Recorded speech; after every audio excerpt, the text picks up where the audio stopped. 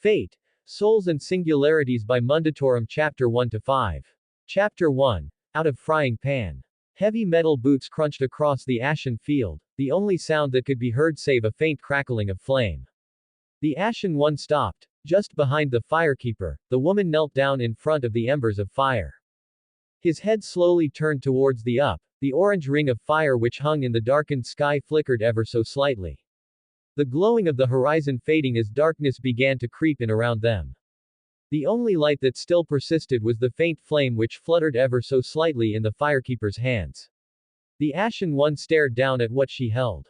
A bitter thought rose in his mind that this pathetic ember of warmth had been the deciding factor in the world's existence for millennia uncounted.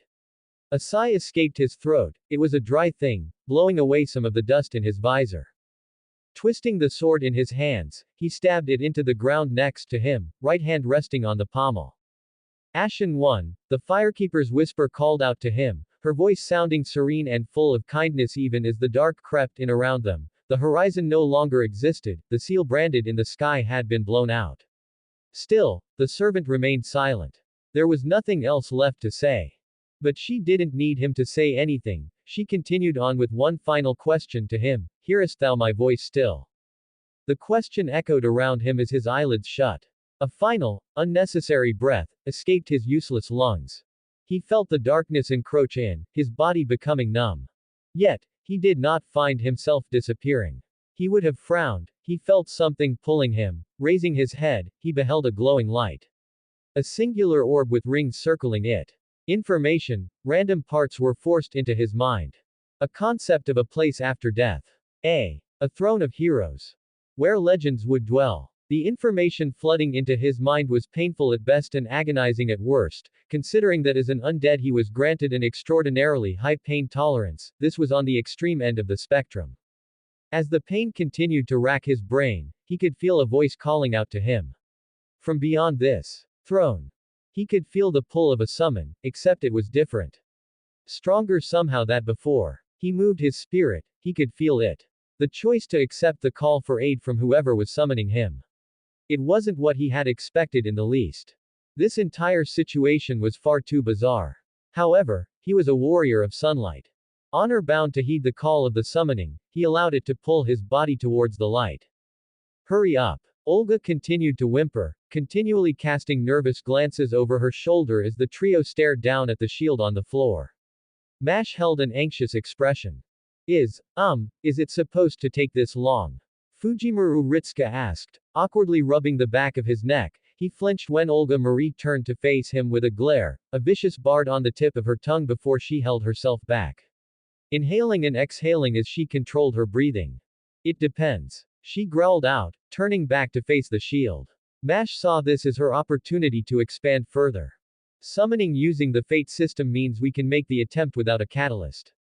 However, it is up to chance whether a servant will answer the call, senpai. Mash clarified. Ritsuka had no idea what that meant. Until a few minutes ago he didn't even know what a servant was. So, we'll be getting help. Mash winced. Maybe. Ah, I see. He nodded his head. You've done a good job so far protecting me and the director. Ritsuka offered, I'm sure we'll be fine with just you. Mash gave a sad look in response, that's very kind senpai, but Wait. Olga interrupted the two, staring at the shield with narrowed eyes, something is happening. The two turned down to stare at the shield, watching as a ring of glowing spheres sprang to life just above the center of the cross-shaped shield. The spheres began to rotate rapidly until they became a central ring, soon shooting inwards as a pillar of light shot up into the sky. The trio covered their eyes at the sudden brightness before lowering their hands. Standing atop Mash's shield was a man. Ritsuka could only guess they were a knight, dressed in steel armor with a blue fabric covering it, a white furred shoulder cape rustled in the wind. The T-shaped vision of the full silver steel helm slowly turned and stared down at them. In his right hand, the knight held an extraordinarily long pitch-black sword. There were diamond-shaped cutouts moving up the blade allowing a person to see through the actual sword itself. After a few moments, no one said anything. Then the man spoke. He seemed to hesitate for a few moments, deciding on his words before he continued on, I am Saber. Unkindled of Lothric, who has need of this warrior of sunlight. Ritska raised his hand. I see. The man nodded, slowly looking down and staring at the shield he was standing on before looking towards the only other armored person around. Mash seemed to wilt as the servant stared at her for a few moments before he stepped off of the shield, leaning down and picking it up, then handed it back to her. A great shield should be treated with proper care. It will keep you alive in terrible situations. All right. Mash nodded her head. Thank you, Saber-san. Olga frowned, cupping her chin. She had never heard of Lothric or any kind of title like Unkindled, meaning it was a heroic spirit of very little renown from some forgotten kingdom in history. Which was just about her type of luck so far. Master Candidate 48. She barked. Ritska stood to attention. What are their stats? Stats? He asked, blinking at her. Olga let out a groan before palming her face, remembering just how inexperienced he was. You are his master, so you will be able to see what the stats of servants are. Focus on him and try to visualize them. They will appear as letters around him. They will. Ritska blinked, turning to Saber. The servant simply shrugged at him. My first summoning like this. He replied, ones in Lothric weren't this complicated. Right, Ritska nervously answered, rubbing the back of his neck before squinting his eyes at Saber. After a few moments he noticed the letters and words Olga had spoken of. Alright, so. Strength is C+. Endurance is C. Agility is B. Mana is C and his luck is E. He shrugged. He's got a noble phantasm, which I have no idea what that is, which is ranked at B in it anti-team. He turned to Olga. I have no idea what any of that means. Olga turned her head back to the Saber. Through stats alone he was rather mediocre for a Saber class, barely average. His noble phantasm and speed seemed to be his saving grace, which made him moderately useful. His skills. Well, magic resistance is B. Not bad. Riding is E. That was bad. Pyromancy is B. Ritska blinked, looking back at Saber. You can use fire. I am adept at the art, yes. Saber nodded back. It is remarkably useful. Olga gaped at him while Mash now held a more amazed look in her eyes. Wow, you can use Magecraft, Saber-san. I've never heard of a Magus swordsman before. Really? Saber titled his head. It is hardly uncommon for undead to be flexible in their methods of combat. Undead. Olga parroted back, looking far more perturbed than she had a few moments ago. Ash turned to her and nodded his head. You're saying you're undead. Unkindled if you were to be more specific. He replied, is that a surprise? You all look rather shocked right now. Oh, of course it's a surprise, you fool. Olga shouted back incredulously while hiding behind Mash. What are you then? A dead apostle. The Saber looked at her for a few moments and then turned back to Ritska. I have no idea what the woman speaks of. I can feel a link to you, however. He stepped towards the young man. I assume you are my summoner. Yes. Ritska responded, looking the Saber up and down. I'm Fujimaru Ritska, sorry if I'm a little nervous right now. He gestured to the surrounding city. Just, a lot going on. The Ashen one turned his head to gaze over the city surrounding them, getting a good look at the burning ruins which could put some of the worse off areas he had visited to shame. Although compared to the wastes in the ringed city, he would say it was still salvageable once they put out the fire. I see. Saber nodded his head. I am here to assist you then, as a warrior of sunlight. He held out his hand. Pleasure to meet you. Huh. Ritska blinked, seeing the outstretched hand before he stepped forwards, clasped it with a smile. Why yeah, good to meet you too. You fool. Olga hissed at him. What are you doing? He just announced himself as a ghoul of some variety and you just approach him like it's nothing. What's a ghoul? Ervant's signature right next to you. Ritska blinked and stared down at his wrist, holding it up as Romani's face popped up. You need to get out of there right. The doctor cut himself off as he saw the servant in question standing right next to the boy, staring blankly at him through the helmet. Romani let out a squeak. They're right behind you, Fujimaru.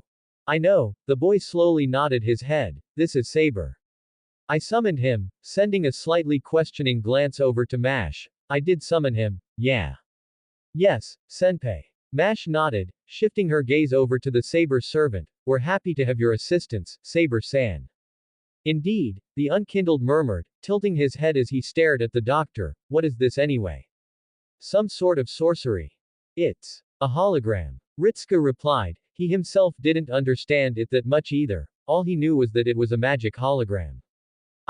They also call it magicraft. I think. Magecraft. Olga mumbled into her hands. It's called magecraft. Oh, I see. The unkindled crossed his arms, dissipating his blade. So, where are we? Forget that right now. Olga stepped towards the hologram. Romani, find out what we can about this heroic spirit. He says he's from some place called Lothric and that he's an undead of some sort. Romani blinked, then cast a wide-eyed look towards Saber. The servant's posture remained mostly relaxed, although they occasionally cast a glance over their shoulder. Undead. What's their true name? I don't have one. Saber replied, turning back to look at them. Although if you need to call me something, the title of Saber would suffice, or Ashen One, or Unkindled. Wonderful. Olga palmed her face, a nameless heroic spirit from some kingdom no one has ever heard from.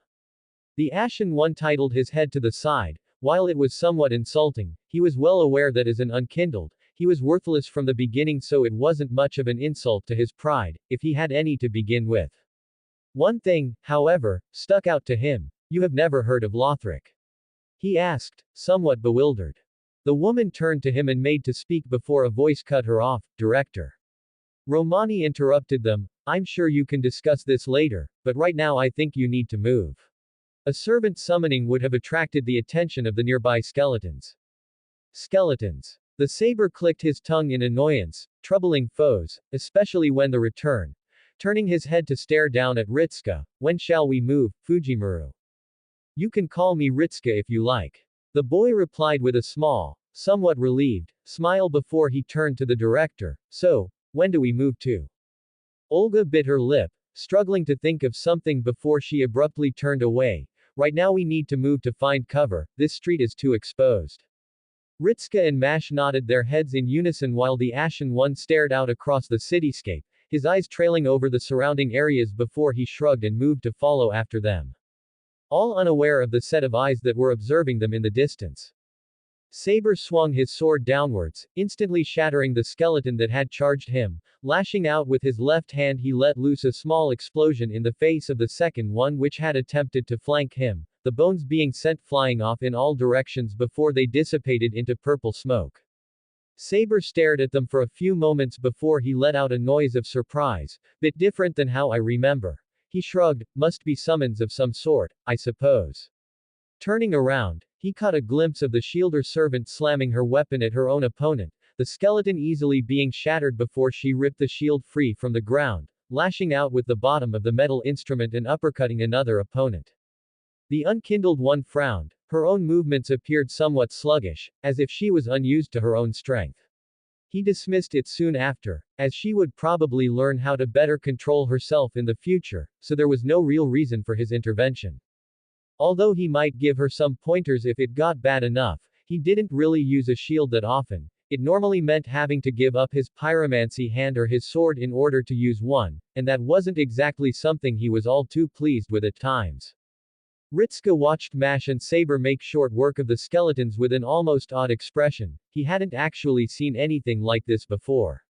Saber slowly turned his head towards where Ritsuka and Olga were. His posture changed all of a sudden, clenching his sword with two hands and turning his body towards them. Ritsuka let out a confused noise as the Saber servant suddenly kicked off the ground towards the pair in a burst of speed which he could barely even keep track of. The director let out a sharp gasp of surprise as she widened her eyes in alarm, throwing her hand towards him to try and grip his collar and pull them out of the Saber's path. The Unkindled swung the onyx blade upwards, going directly over the heads of the masters. There was a clanging sound as the blade made contact with something. A thud soon followed. Ritsuka and Olga slowly lowered their gaze to see a small black knife embedded in the ground. The Ashen One stared up at the nearby building as Ritsuka and the director ripped their gaze away from the dirk in the street and towards the same direction the Saber was glaring in.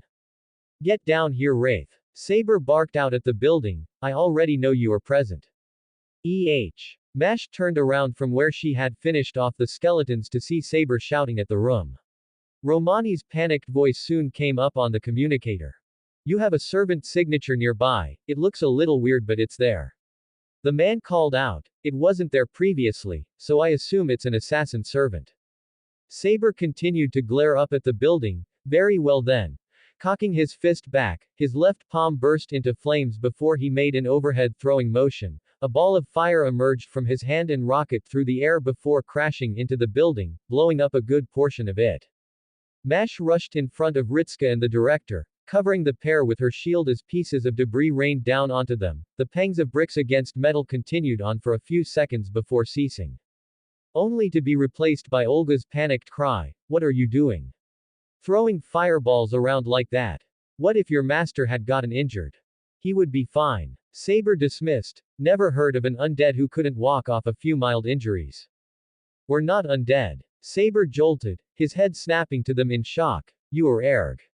He was cut off with a cry of pain as several dirks buried themselves in his side. The saber growled and let out another fireball towards the direction they came from, destroying another portion of the building before a black shadow danced in front of the flames and landed on the far end of the ruined street. Becoming distracted in combat is such an amateur mistake. The assassin mocked. His body was wreathed in a dark shadow, save for the white skull mask present on his face. The Ashen one reached up with his free hand, clasping the dirk embedded in his collarbone and ripped it free, staring down at it a few moments before he tossed it away, leveling his sword at the assassin servant. Mash. Ritska called out. Do your best to support Saber. He really didn't know how she would be able to do that, but the director had been trying to hammer into him the idea of commanding his servants. Although he wasn't exactly keen on commanding anyone. Yes, senpai. Mash nodded her head, standing just behind the Saber servant and in front of the two masters. Another servant's signature is closing in on you. Romani called out. Ritska and Olga paled at the mention, and the assassin let out a chuckle. Assuming one such as I would risk an open engagement with a saber and an unknown servant is equally foolish. His left hand came out from underneath the dark cloak he wore, flicking around to reveal 3 blades gripped between his fingers. Something crashed into the rooftop near them. Saber allowed his eyes to briefly flicker up. A frown came to his face. It was a woman, wearing a dark gray cloak with long purple hair. In her hands she held what appeared to be a spear with a curved tip at the end. Perhaps it could have been mistaken for a small scythe. I'm surprised, Lancer. Assassin rumbled. I thought you did not leave your hunting grounds.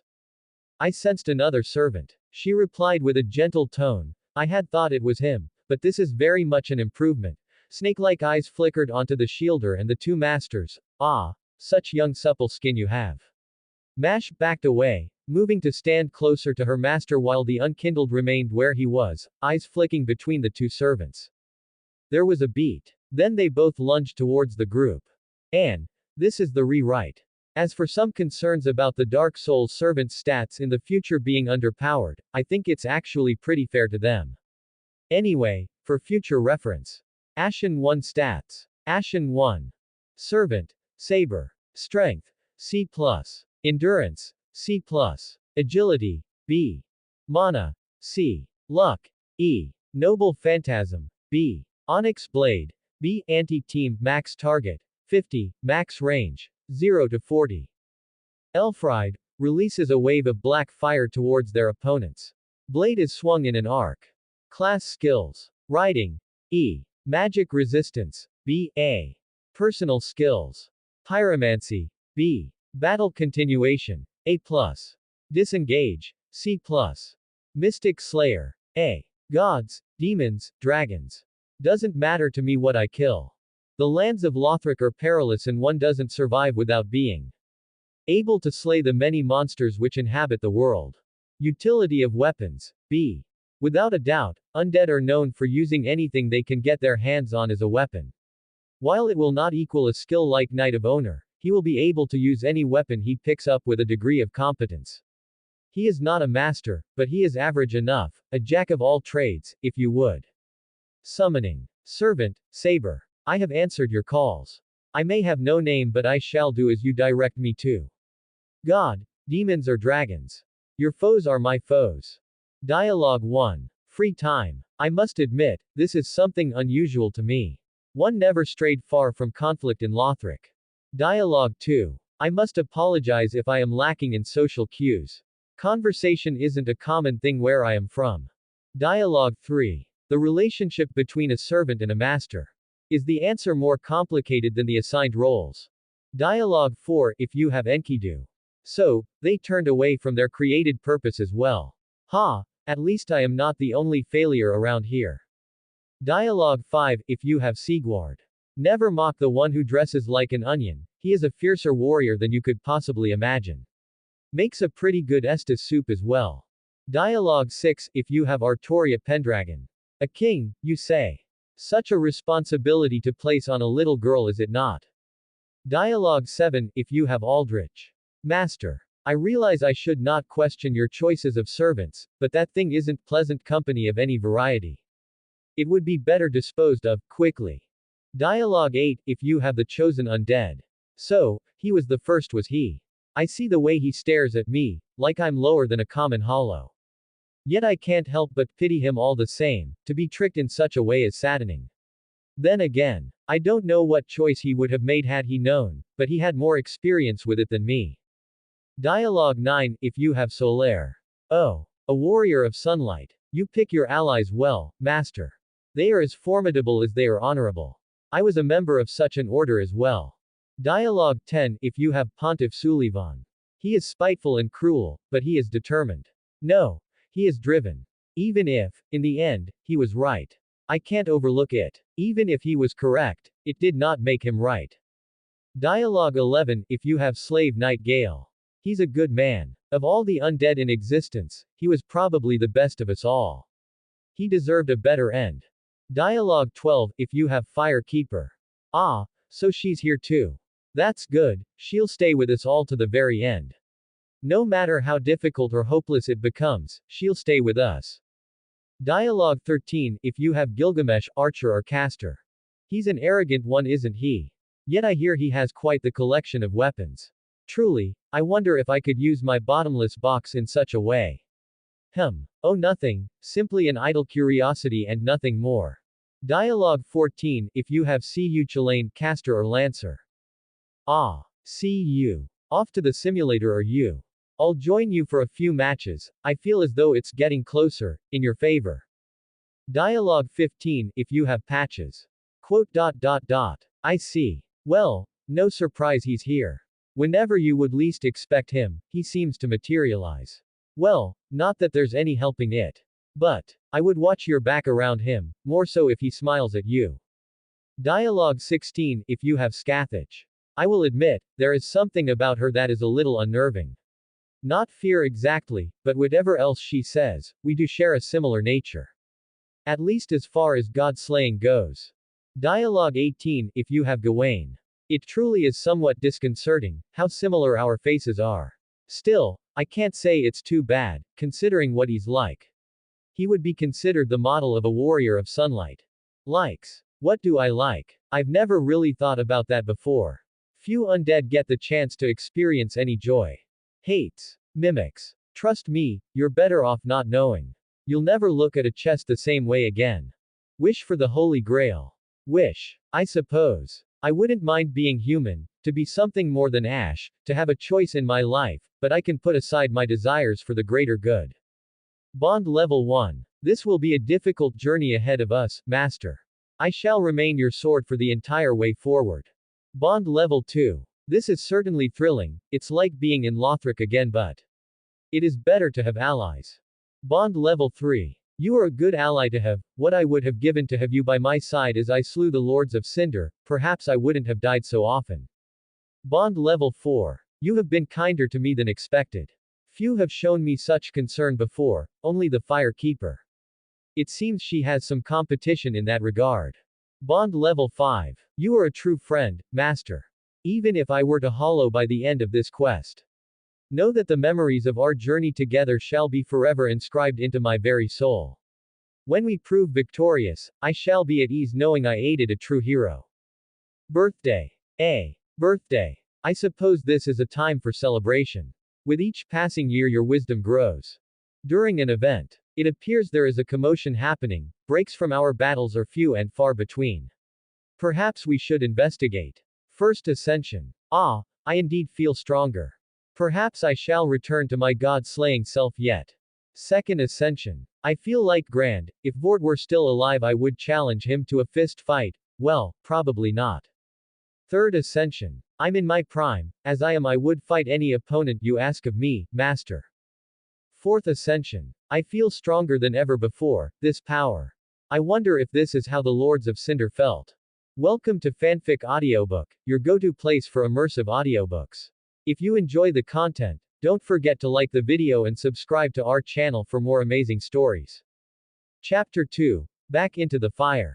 The Ashen One charged forward as the two opposing servants did so as well. His eyes briefly flickered to the woman before back to the assassin. Assassin. The title came to him. It made sense, in some capacity, one who specializes in killing humans. Then again, his head was currently filled with all sorts of information that he would need time to sort through. Namely why he accredited the title of Saber to himself when he was summoned. It had felt right at the time. As if something had been compelling him to answer. Not that it mattered much right now. He had things to kill. The woman shot down towards him from the building like an arrow, thrusting her spear forwards to skewer him.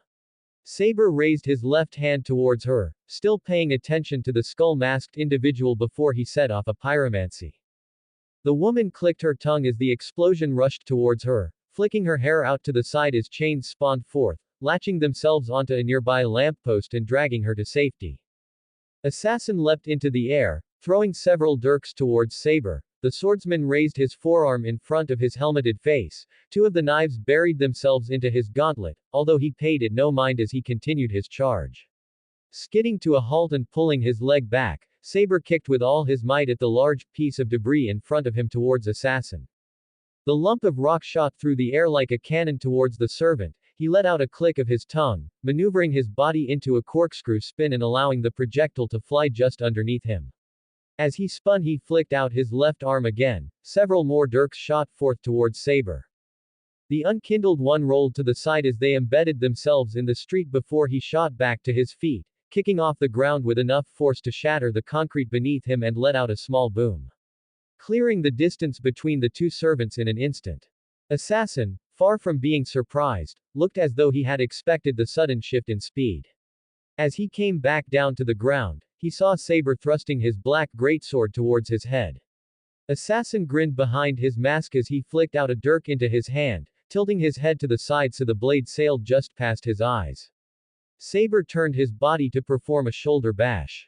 Assassin merely held his dirk in a reverse grip and positioned it so it stabbed into the Saber's side, directly in between the armor plates and where the vital organs were. He could probably take the shoulder bash, but Saber would be in worse shape than him when the knife struck true.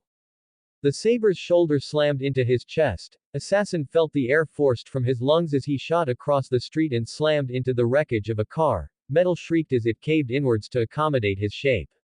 It hurt, but then he saw the hilt of his dirk stuck in the underside of Saber's arm. The small knife had slipped under the armor, just into his armpit, the hand having wormed its way there while Saber's arm had been outstretched. There was no doubt that the knife had pierced his heart. Saber's head trailed over to him, without even glancing towards the injury. The Saber moved his free hand to grip the dirk and rip it out of his body, flinging it away before he advanced on the assassin. Hassan would have gaped. Then he clicked his tongue. Battle continuation, he affirmed, and it would have to be a high-ranked one in order to continue to function while sporting an injury to his spirit core like that. He jumped over the car as Saber charged forth again. The armored servant slammed into the wreck where he had been moments ago as Hassan flipped through the air and landed behind on the opposite side of the vehicle. Saber raised his boot and kicked the car in response, sending the wreckage skidding across the pavement and towards Assassin. The servant jumped over the car and into the air. The wall he had been standing in front of was obliterated when the remains of the vehicle crashed into it. The Ashen One scowled behind his helmet. He hated enemies like this. The assassin was clearly agile and used his speed and throwing knives to run interference. It was, admittedly, a clever tactic to use and something he himself had done in the past. That did not make it any less vexing to be on the receiving end though. The shielder servant stumbled back as Lancer continued her assault, violently thrust her curved spear against the shield at different angles, each one trying to knock the shield to one side or another and expose the girl and the masters hiding behind her. What's wrong? Lancer mocked. You don't seem to be attacking me. Is defense really all you can do? She punctuated her sentence with another thrust into the shield, then hooked her spear around the side of the implement and wrenched it to the side, exposing Mash's torso armor. Lancer smirked before she struck forwards, tilting the spear and slamming the pole into the shielder's chest. Mash let out a gasp as she was forced back, soon responding with a punch aimed at the Lancer. The woman ducked under the blow and cartwheeled away from the servant, getting back to her feet and giving Mash a mocking grin. Ah, I see, you're rather new to being a servant, aren't you? Mash's subtle flinch all but confirmed it. Yes, I can see it now. Lancer went on, twirling her spear in her hands as she idly paced about in front of the pair. That Saber over there is the actual threat. You by yourself are rather pitiful, aren't you? Pausing, she slowly sported a sly grin. Perhaps he's realized your dead weight and has merely abandoned you to die. That's not. Mash exclaimed only to widen her eyes in alarm as Lancer instantly charged her in a burst of speed. Mash raised her shield just in time to block a drop kick from the woman. Mash let out a cry of exertion as she pushed back, throwing the angle of her shield up and sending the Lancer into the air. The purple-haired woman scowled as she flipped while flying before landing gracefully onto the ground, her mocking grin now having turned into a slight scowl. So, you have some bark, little mouse. She cracked a grin. I suppose that fierce expression you have will look all the sweeter when She cut herself off as she watched Mash's eyes slowly widen in surprise and look over her shoulder. Time slowed down for the Lancer as the hairs on the back of her neck prickled upwards, shooting a glance over her shoulder towards the sensation. Only to catch a street lamp to the face. The blow knocked the Lancer off her feet and sent her hurtling through the air before she crashed into the ground. Saber dropped the metal lamp he had awkwardly been holding with his free hand before turning back around to face the assassin. The onyx blade blurred as he blocked the dirk's aim towards him and jumped backwards to stand next to Mash and in front of the masters. The assassin matches me in speed but he's more agile. He looked over to where Lancer was pushing herself up and out of the crater in the ground. How would you rate her? She's quick. Ritska replied back instantly, still stricken by the display, but I don't think she can take a direct hit, and she might not be stronger than Mash. Good. Saber nodded. The assassin is unskilled in direct combat. I will deal with the Lancer while you protect our summoner. Yes, Saber-san. Mash nodded her head, her eyes fierce with determination. Saber turned his body to face the Lancer as she returned to her feet, glaring at him. Her eyes glowed and Saber felt his body lurch. His eyes trailed down to his gauntlet. And the flakes of stone slowly formed over his armored fist. Petrification. Saber called out as he leapt at the Lancer, throwing a fireball towards her as she broke eye contact with him. He felt whatever had been constricting his body lessened considerably. Mystic eyes of petrification. Olga breathed out in alarm, then stared in the direction of the Lancer in realization. She's Medusa. That was a name that Ritska knew well enough, snapping his head to her in shock and then over to the area where she and Saber were currently fighting. Mash appeared by the pair's side, raising her shield up as she deflected several knives that had been thrown towards them. Assassin clicked his tongue as he jumped through the air, landing on the side of the nearby building and then kicking off of it, shooting through the air and throwing more dirks towards the pair. Mash grit her teeth as she moved to block the continued assault, narrowing her eyes before casting a nervous glance behind herself towards her master and the director. If she tried to attack, Assassin would probably shoot past her and get to them, but defending from him would ultimately end in a stalemate. It was an unfortunate situation for her.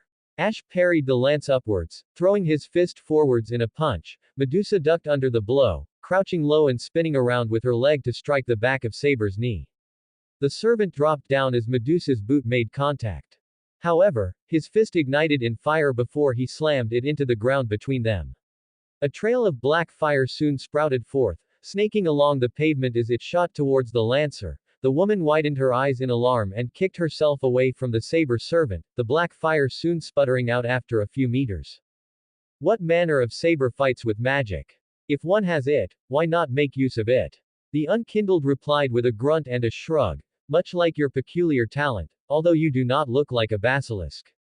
That was apparently the wrong thing to say as her eyes suddenly shrunk to pin pricks, then disappeared in a blur of movement.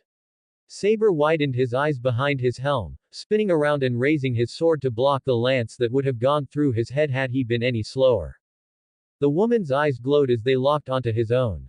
Saber felt his body turn sluggish as whatever petrification she was attempting to use on him slowly began to take form.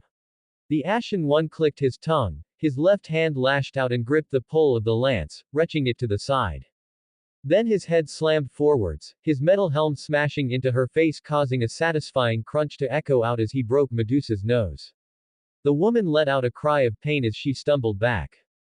Saber raised his boot and kicked, the armored heel burying itself in her gut and sending her shooting away from him like a rocket. Assassin heard the hit and snapped his head to the side just in time to see Lancer shoot past him and crash through a wall. He clicked his tongue. This situation was no longer advantageous, they would need to flee and try again. He slid to a halt, turning his body and jumping out into the air to get away. Abandoning your comrades in their hour of need.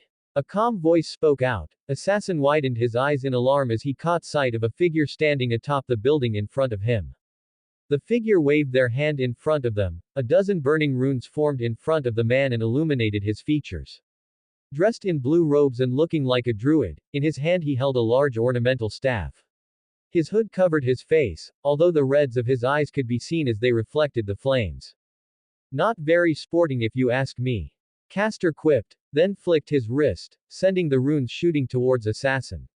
The servant had barely a moment to contemplate the unexpected outcome before his body was consumed in a ball of fire. Saber craned his head up at the sound of the explosion, just in time to watch the limp burning form of Assassin plummet to the ground before dissipating into motes of light. Mash was also staring up with a degree of concern, turning her body to face the new arrival when Ritska called out to her. Mash! Behind! Heeding the commands of her master, the girl spun around and swung her shield directly behind her. She could see Medusa's eyes widen in alarm just before the edge of her shield cracked against the side of her head. The lancer was sent stumbling away from them as she tried to reorientate herself. Not so fast there. Caster's voice called out as he jumped down from where he was. Landing a few meters away from the lancer. Medusa narrowed her eyes at him. Caster. She venomously spat out the title like an insult. What are you doing here? Why would you help them? Isn't that obvious? The man shrugged. It's better than helping you. Lancer growled, twirling her lance in her hand as she made herself ready to charge the caster. What a fool. She gleefully thought. Attempting to engage a lancer at close range, he would have been better off as a saw. Too late, she realized her blunder. She had forgotten about Saber, something Caster hadn't, as she now noticed his eyes weren't actually on her, but something just behind her. She attempted to turn her body to face the sudden arrival. She was barely able to turn her heels before she felt the cold bite of steel press into her neck. Never seeing the face of the person who killed her. Lancer's head was removed from her neck, her body slumping to the ground as the head rolled away from them. Ritska was staring at the remains with wide eyes and a somewhat pale complexion as Lancer's form faded away into a cloud light. Surprised you were going to do that. Caster nodded to the Saber, thought you might have been one of those, I want to look my enemy in the eye, kind of swordsman. Considering her eyes attempted to petrify me, that would have been a fairly stupid move on my part. Saber responded, earning a bark of laughter from Caster. Now, are you friend or foe? Caster gave him a carefree smile before his eyes fell onto the two humans next to them. Mash stepped in front of Ritska and Olga while sending an anxious glance towards the new servant. You guys are the first humans I've seen around here for a while. Caster admitted, not to mention the girl there is a type of servant I've never seen before. Then he turned his inquisitive gaze onto Saber. And I know for a fact that my teacher would never let one of you guys past her. Saber cocked his head to the side in confusion. Are you speaking of my unkindled nature? Is that what they call undead now? Caster frowned in thought, raising his free hand to pull his hood back. Revealing a long blue ponytail, red eyes and a somewhat youthful face, likely no older than his 20s. Suppose it doesn't matter too much. He looked Saber up and down. You don't seem too bad a guy and technically I'm dead too, so. He shrugged, not much to think about. Saber stared at him, his helmet hiding his blank expression. I see. He responded with after a few moments, friend then. Yeah. Caster nodded his head, relaxing his posture, friend. What? Olga virtually exclaimed in shock. He's a stray servant. You can't just trust him that quickly. Castor looked at Olga with a blank expression, then turned back to look at Saber. The two stared at each other for a few moments before they replied at the exact same time. He seems like a decent person. Honestly. Olga growled, then turned to Ritska. He's your servant. Say something. Ritska wasn't paying attention to her, still staring at the spot where Medusa had been killed with an almost haunted expression. Oh, I see how it is.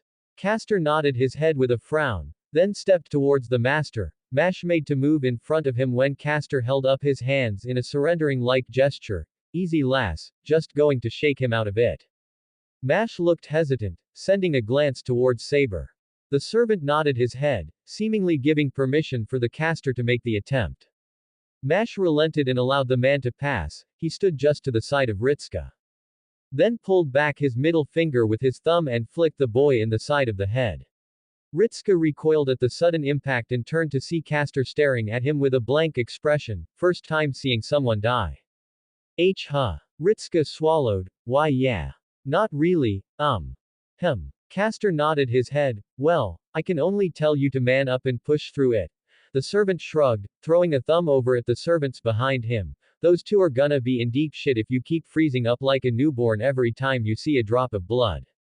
Alright, Ritska nodded slowly, sorry. Faye. Castor shrugged, just work on it. He spun around to face the others, so. Who are all of you? Saber. The Ashen one introduced himself. Got a name? No. Alright then. Castor nodded, then turned to Mash, giving her a wide smile and leaning in. And you, lass. Mash blinked. Mash Kyrillite. Oh. Very nice name you got there. He nodded, then looked her up and down. Not a true name though, is it? You don't feel like a full servant to me. I'm a demi-servant. No idea what that is, but I'll assume it's like being a demigod or something. Castor dismissed, then turned to Olga. And you? I am Director Olga Marie Animus. Got it. I'm calling you Anemone. What? You know, like the flower. Castor grinned at her. Thank the Grail for knowledge on that kind of stuff. Wildflower, it's white. And you've got a pretty wild temperament there, girl.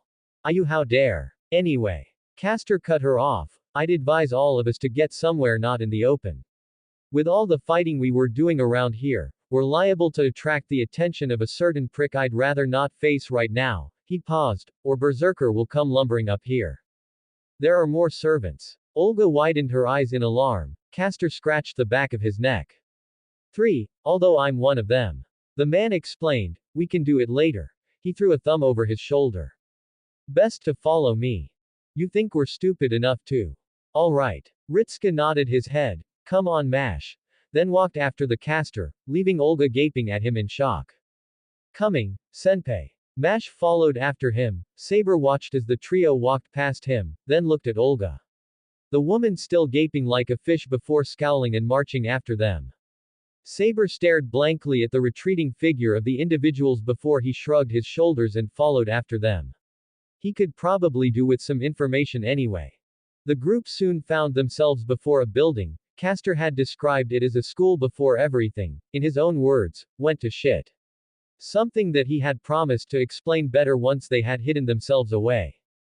Right. Castor sat down on a table in the ruined classroom. So, what brings the living? He stopped when he stared at Saber, the mostly living to this place. One moment. Olga raised her hand, turning to Ritska. Get Romani back up here. Alright. Ritska nodded his head, then stared at the communicator on his wrist before looking back at the director with a sheepish expression. How do I do that again? Olga's eye twitched as she began to explain the basic principle to him. Castor watched them with an amused expression before he turned his head to Saber, the servant leaning against a wall near him with his arms crossed. So, where are you from? Lothric. Huh, never heard of it. You too. Saber hummed in surprise. How odd. I've never known a summoning to take me to an unknown land before. Really? Castor blinked. Shouldn't the Grail have filled your head with all the important stuff? I know I am apparently a Saber. The Ashen one shrugged. I have minor knowledge about other classes and what they usually entail. However, that is it. I actually have no idea what is happening right now. You don't sound too worried about that. Saber let out a chuckle, wouldn't be the first time. Although this is one of the longest times I have been summoned before. Really? You die that quickly? No. Saber shook his head, but summoning between worlds can't be maintained for long. Once the heir to fire is deceased, my link with the world disappears and I return to my original world. Excuse me. Olga nearly screamed in shock. Castor winced at the volume and Saber cringed. What did you just say? Oi, oi. Castor frowned at her. Try and keep it down. We're meant to be keeping a low profile here. Forget that. Olga dismissed him, eyes still fixated on Saber. What did you say just now? Fujimaru. Romani's voice came through. I'm relieved to see you got through that. Is summoning between worlds odd to all of you? Saber asked in an innocent tone of voice. Romani was cut off, his face turning blank at Saber's words. Olga was similarly gaping at him in shock. Romani coughed into his hands. Did you say summoning between worlds? Yes. As in different worlds. That was what I meant. Saber nodded. Although time is convoluted, it might be simpler to say I was summoned to a different time occurring parallel to the one I inhabit. They still looked confused. What? Saber. Olga inhaled. What knowledge do you have of your summoning? I'm a Saber. He replied. There are 6 other classes. And. That's it. He shrugged. A little confusing. I apparently also have something called a noble phantasm. Saber, can you just explain a few things about your world to us? I suppose. Hey. Castor asked as he stared at the unkindled in a slightly inquisitive tone of voice. How common are undead? Very. Saber nodded, although I mainly encountered other unkindled like myself. They're a difference. Barely. He admitted. Why? Saber. Ritska scratched the back of his neck. We're all human. Yes. Saber nodded his head. I can mainly see that. He looked at Castor. Except you seem to have the possession of a Lord Soul fragment. Lord Soul. Castor blinked at him. Oh. You can sense my divinity. That's a pretty good nose you got there. Smirking at some hidden joke. No. I mean we aren't undead. Ritska elaborated. Saber slowly turned and stared at him, then at Olga, then at Mash. Oh. He spoke after a few moments. Never been summoned to a world this different before. Olga was biting her lip. How common is this, traveling between worlds? Everyone could do it. Olga let out a wheeze, although it quickly dissolved into an insane giggling fit. Everyone stared at her in varying degrees of concern, except Saber. He looked down at her and then back up. Did I say something wrong? No. Romani shook his head. I think it's just you admitted to using some form of the second magic and that apparently everyone could do it. It wasn't that complicated. Saber dismissed. All you needed was a summoning stone, or a red-eye orb. He admitted, those could be used to actively seek out and invade other worlds. Why? So you could find a host of embers and kill him. Saber replied, I never did it myself, but it happened to me a few times. Olga's laugh only seemed to intensify. Chapter 3. Let's get to training. Not going to lie. Castor responded to them with a frown. Sounds like you guys have your own shit to deal with.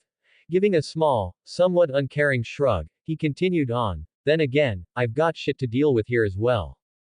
Honored heroic spirit. Romani began, we would be greatly appreciative. Who even is this weakling you've got with you? Castor asked while scratching his cheek. Seriously, I don't care all that much for grandstanding like that. Romani recoiled as if he had been struck before he slumped in his chair. Weakling.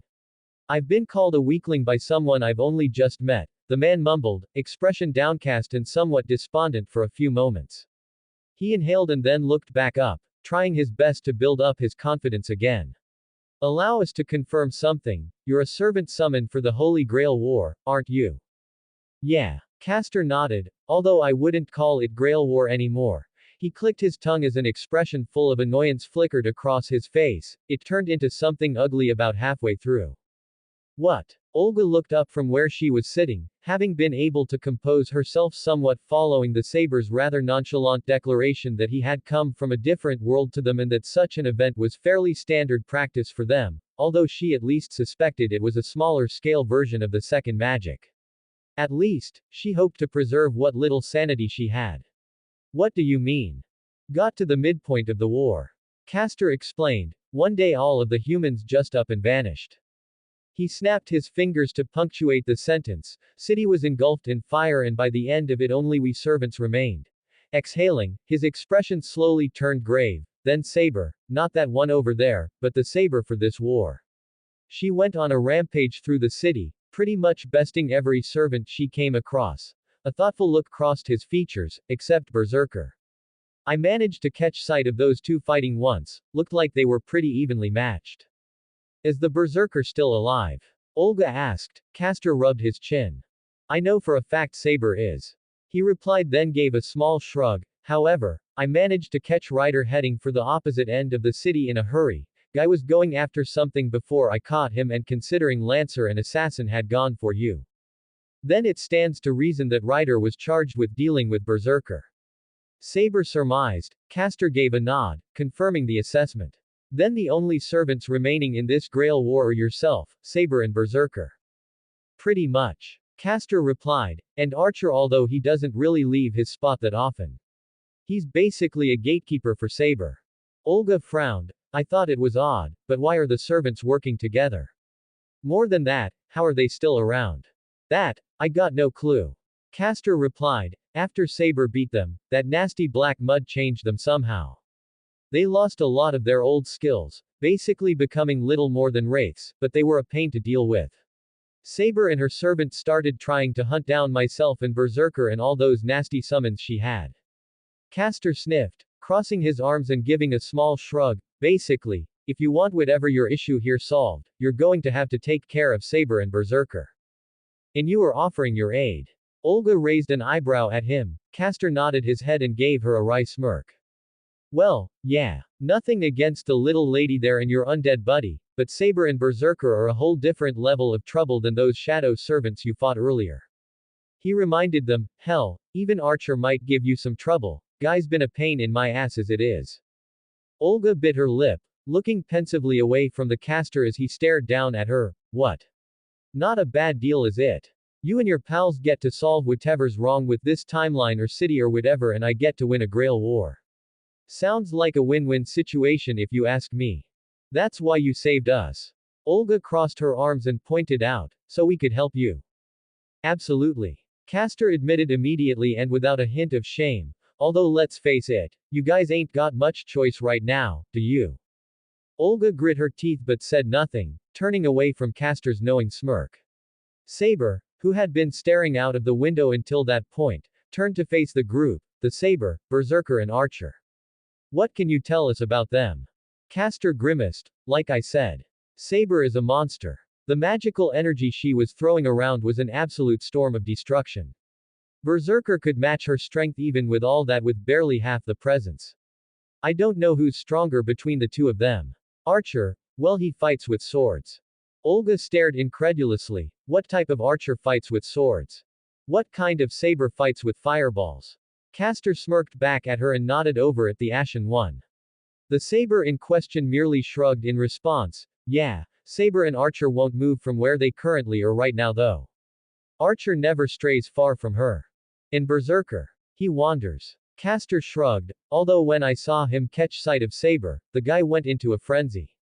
As for why, I have no idea. Perhaps they knew each other in life. Mash offered, maybe it's an old grudge. Castor rubbed his chin, could be. Although Berserker had a pretty distinctive appearance to him.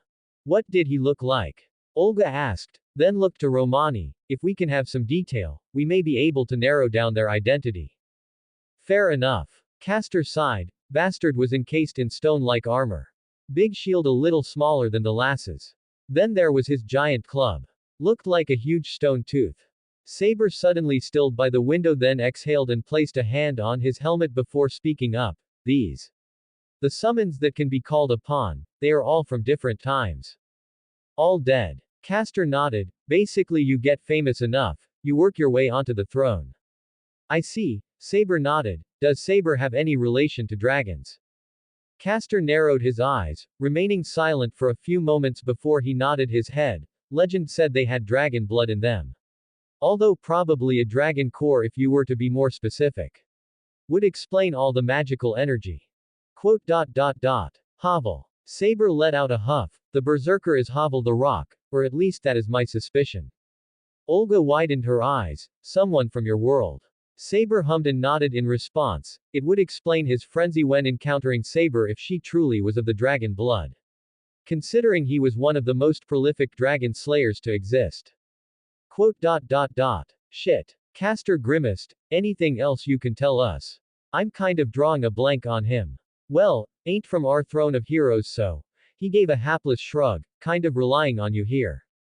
What I know I got through conversations with Andre.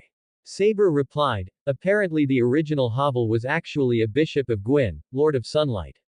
Andre said the man always held a hatred of dragons and mages. Rumors of him say he developed a miracle to cancel out their spells. Or owned one, at least. Castor and Olga blinked at him in shock. Well, that explains why my runes fizzled out whenever he was nearby. If Hovel is a berserker, and it is the original who slew dragons single-handedly, we are in trouble.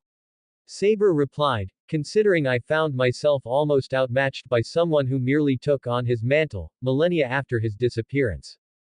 Disappearance. Castor frowned. You don't have a link to the Grail or something. Am I supposed to? We can worry about that later. Olga waved her hand, focusing on the Ashen one. Are there any weaknesses in his legend we can exploit? Quote. He's weak to magic. Saber replied, assumedly that is why he created the miracle. From my own experience, his armor is resistant to fire as well, save abyssal pyromancies. No idea what those are. Castor sniffed. But what I'm getting is that this guy has weak as shit magic resistance, but he can just block the spells before they are cast.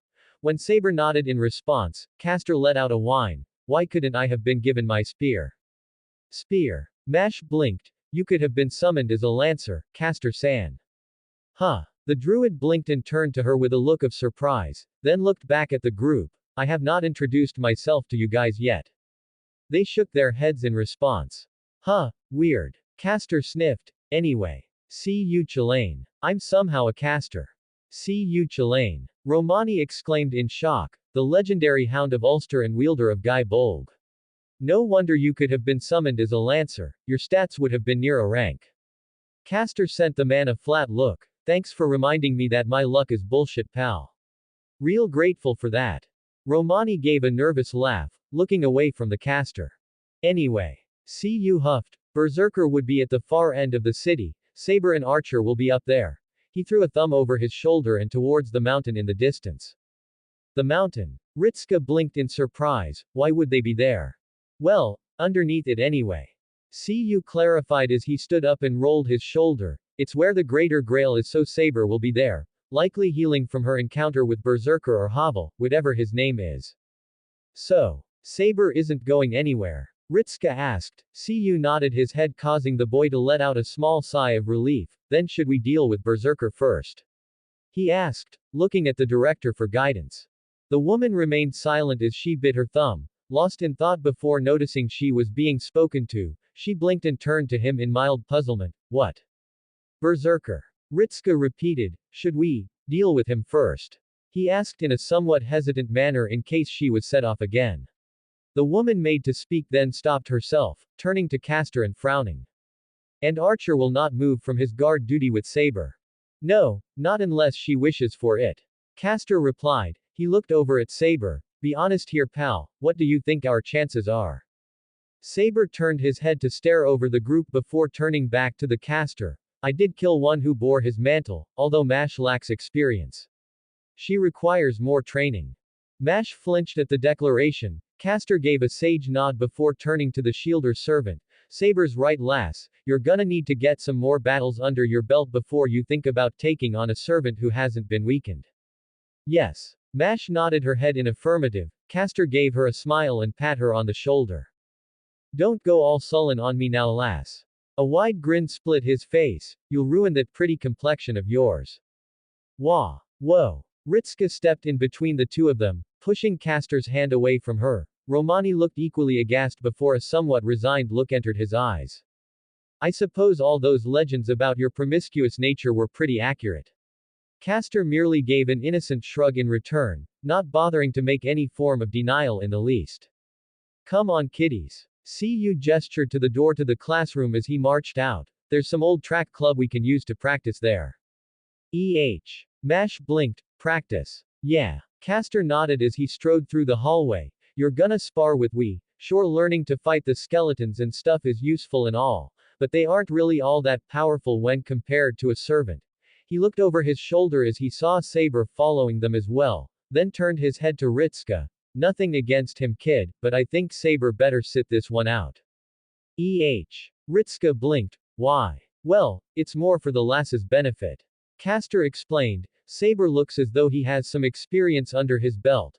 He looked over to the servant. Haven't you? Bet you killed some things of note. Half a dozen gods. See. Castor then paused, looking back over his shoulder at the servant with a raised eyebrow. You serious?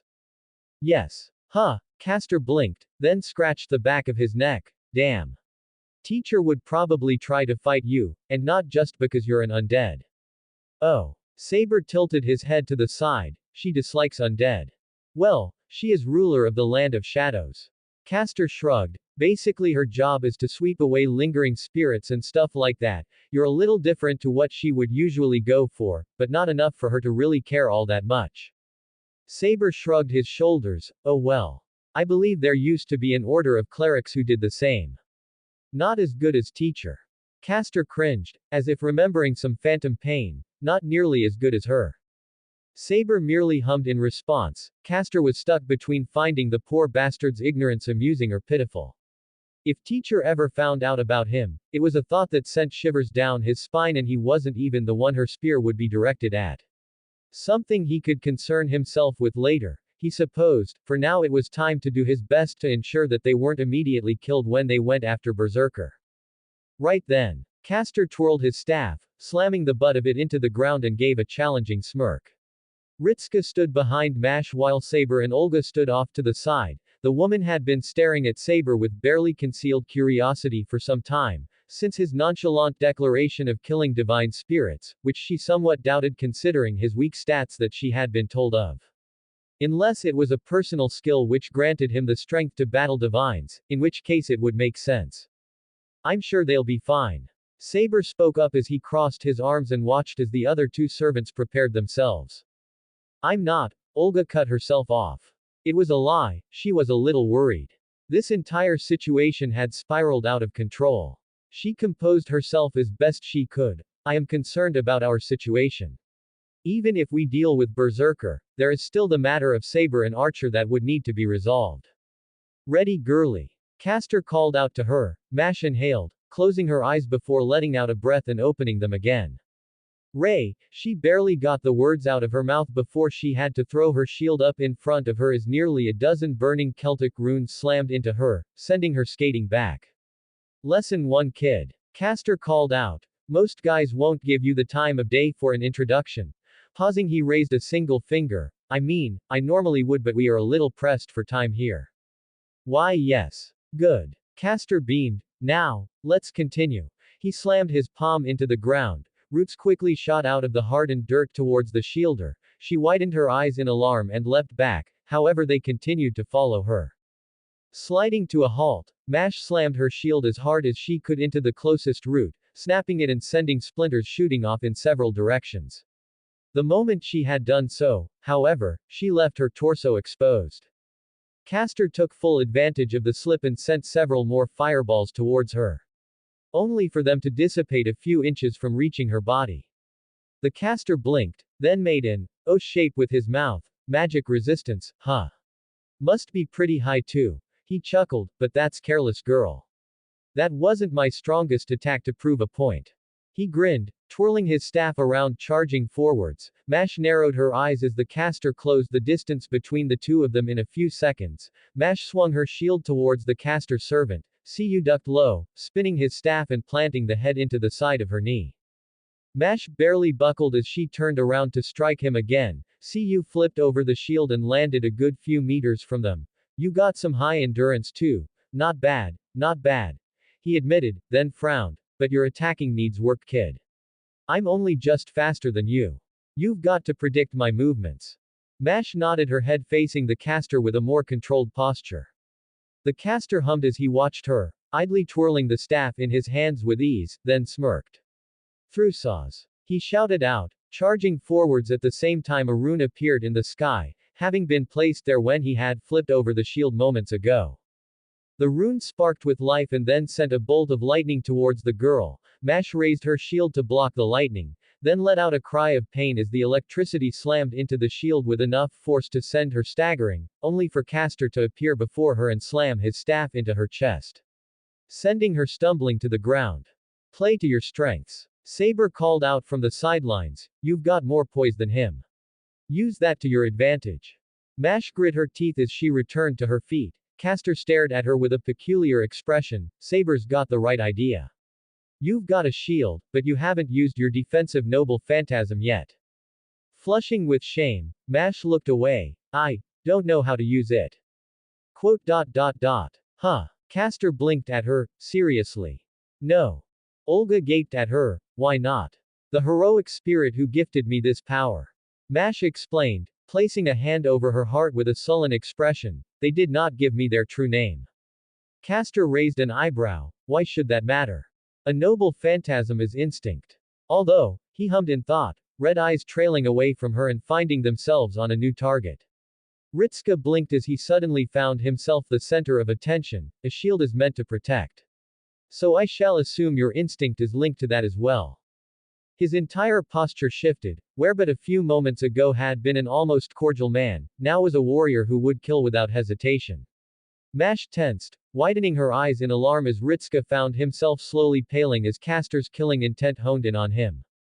Olga's eyes shot wide as she realized their intention. Wait. She made to move forwards when Castor held up his palm towards them, signaling for them to stop. As well as making the presence of the dozen runes at their feet known to the pair. Saber and Olga stared down at the runes. Olga paled rapidly as her breathing began to pick up. Saber stared at them blankly and then looked over to Castor. Place her in a situation where she will be forced to adapt or die. Castor smirked at the Saber. Knew I had you pegged right. Yeah, if the little girl can't block this attack, she and her master are finished. His expression flattened, because if she can't defend against this, then we'll never beat Saber. But that's. Olga made to shout when the Ashen one placed a hand on her shoulder. She turned to him in shock. That's your master out there about to die. Are you seriously going to just stand there? As opposed to violently being incinerated. Saber responded, pointedly looking down at the runes. Olga bit her lip but didn't respond. As cold as you may find it, this is for the best. It was how I learned how to survive situations like these. Better prepare yourself, girl. Castor exclaimed, else you're going to burn with your master. Twirling his staff above his head with enough speed that it blurred out, Castor then slammed it into the ground. Saber and Olga instantly felt something in the air shift. The space behind Castor burst into flames and expanded outwards as the druid continued on. My spell is a coffin of flames, a giant of verdant thorn. Retribution, a shrine that will purify human misery. A hand made of patched wood emerged from behind him, slowly pushing down against the ground as another followed suit. From the pit of fire, the giant wooden figure made of interlocking branches emerged. Saber and Olga stared up at the burning figure in shock as it took a single step forwards and towards Ritska and Mash. The girl stared up at the noble phantasm in fear before she closed her eyes, composing herself and raising her shield above her head. Fall. Thrusting the staff forwards, Castor cried out, Wickerman. The giant figure slowly began to fall forwards towards the pair.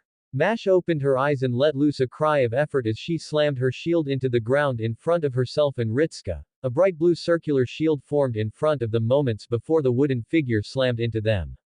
Flames exploded outwards in all directions, however it did not pierce the shield, leaving Ritska and Mash unharmed as the attack slowly dissipated.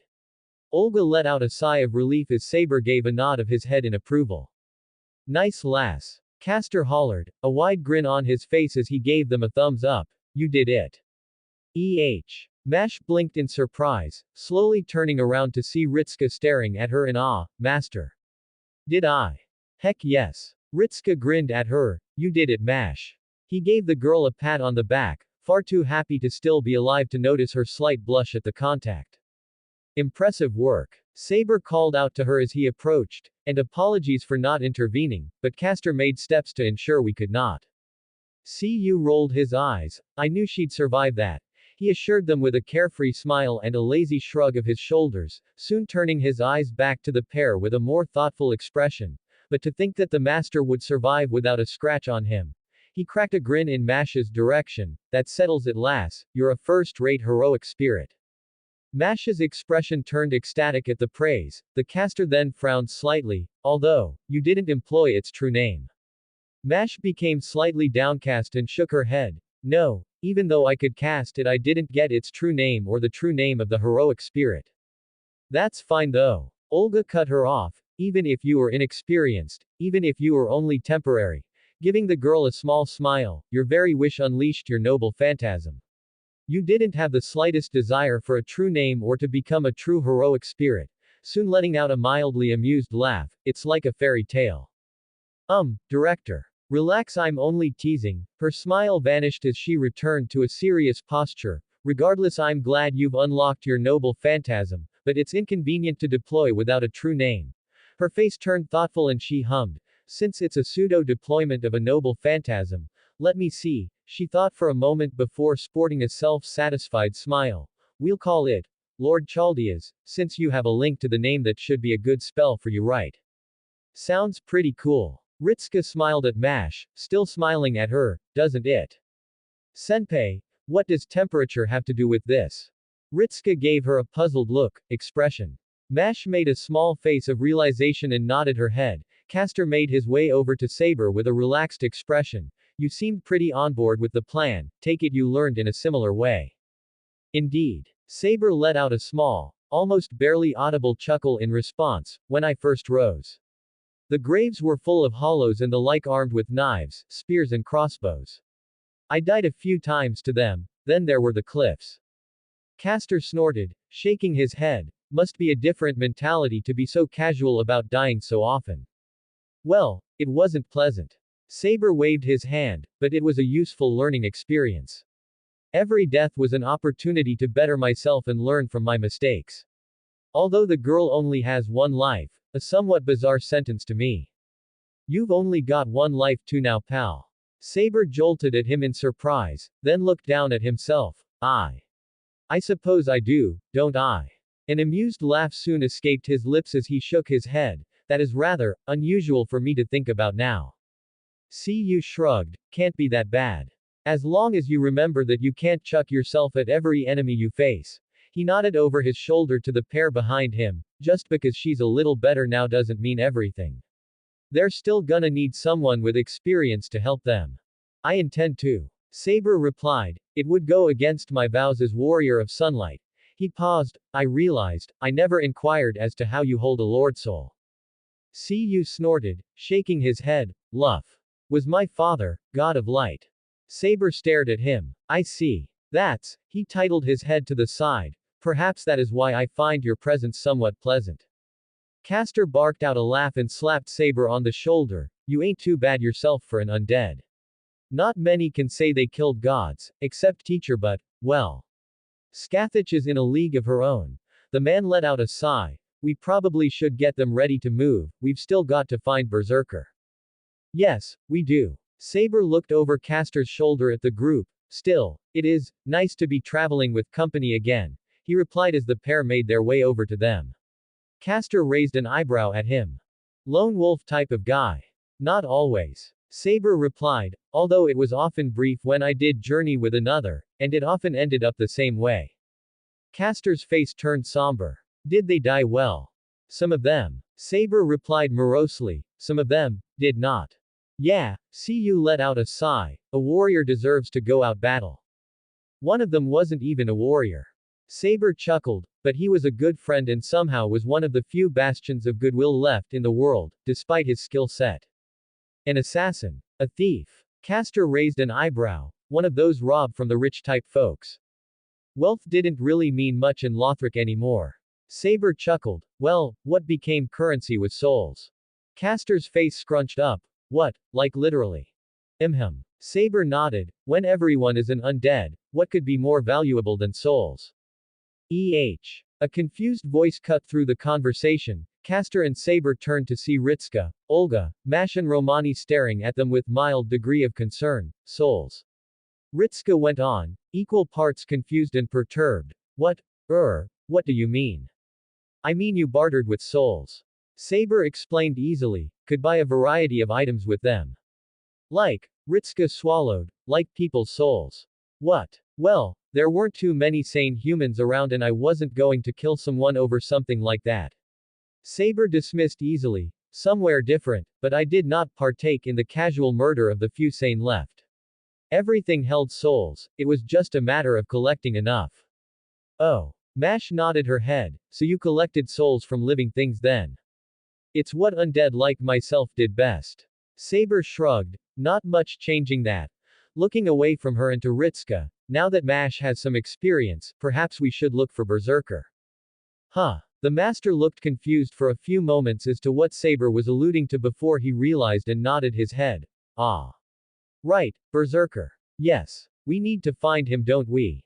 He turned his head to Castor. You said the east side of the city, didn't you, Castor? Yep. The man nodded his head, kicking a stray rock away. That's where I last saw him. He doesn't move too much, so if he is still kicking, he'll be around that spot. Right then, Ritska swallowed nervously, turning to Saber and Mash. Better get going then. Indeed. Saber nodded, although I should note we will not be aware if it is truly Havel the Rock until I lay eyes upon him. Right. Dragon Slayer guy, Ritska breathed out, think we can take him. Saber stared at him for a few moments then shrugged, if it is him. Who knows? The group continued their journey through the city at a stable pace, occasionally ambushed by skeletons, although their assaults rarely lasted longer than a minute due to the combined presence of 3 servants there. Sure this is the right direction. Ritska turned to Castor, I feel as though we've been searching for a while. Castor sent him a flat look before giving a brief chuckle, probably one of the few masters ever who actively went searching for a berserker servant like this. Ritska flushed with embarrassment and looked away. Well. It's the tension is kind of getting to me a little.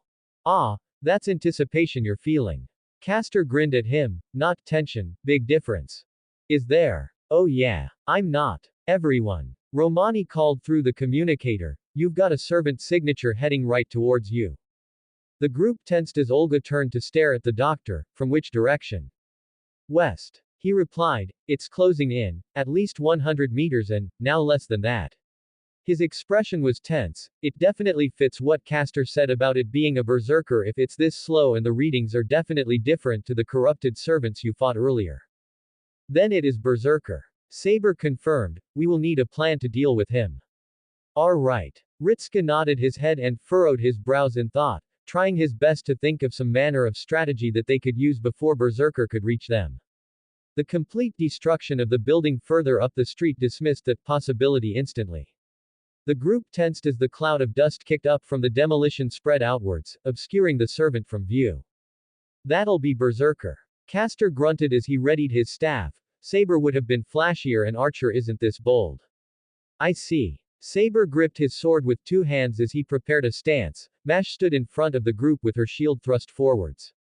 A shadow was barely visible through the cloud of ash. Soon enough it moved. Something was raised into the sky before being slammed down into the street with enough force to release a shockwave and part the cloud of dust instantly, revealing Berserker.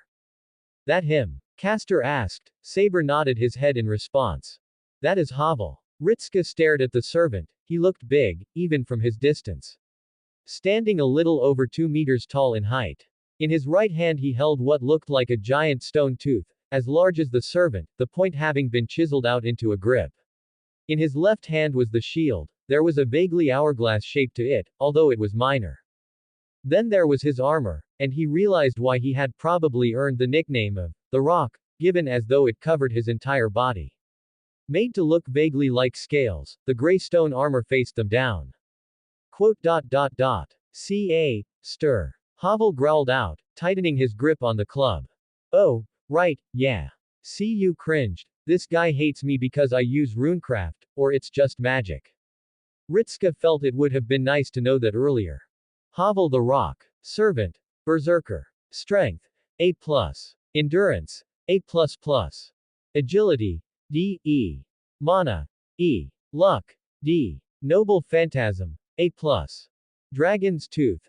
A. Anti-unit max target. 1. Max range. 1 to 2. Unbreakable club made from the tooth of an everlasting dragon. Has a passive skill of doing extra damage to dragons. Stone Flesh. A+, anti-unit self. Temporarily coats himself in nigh impenetrable armor at the cost of agility. Class skills. Magic resistance. E.A. Mad enhancement. A+. Divinity. E. Degraded after having it stripped from him. Personal skills. Greater magic barrier. A. Grants a rank magic resistance for a short time. Vow of Silence. A. Cancels all spells of rank A and lower. Battle continuation. B. Mystic Slayer. A+. Protection from flame. A. Does not extend to the black flames however. Reduced to rank D. Summoning. Ha. Bell. Berserker. Mage. Scum. Dialogue 1. Go. Ing. 2. Rest. Now. Dialogue 2. Not. Good. At. Talk. Ing. Dialogue 3. Hate. Mages. Don't. Act. Friendly. Dialogue 4. If you have nameless king. Good. Kid. Don't. Like. Dragons. But. He's. Not. Bad. Dialogue 5. If you have dragon servants.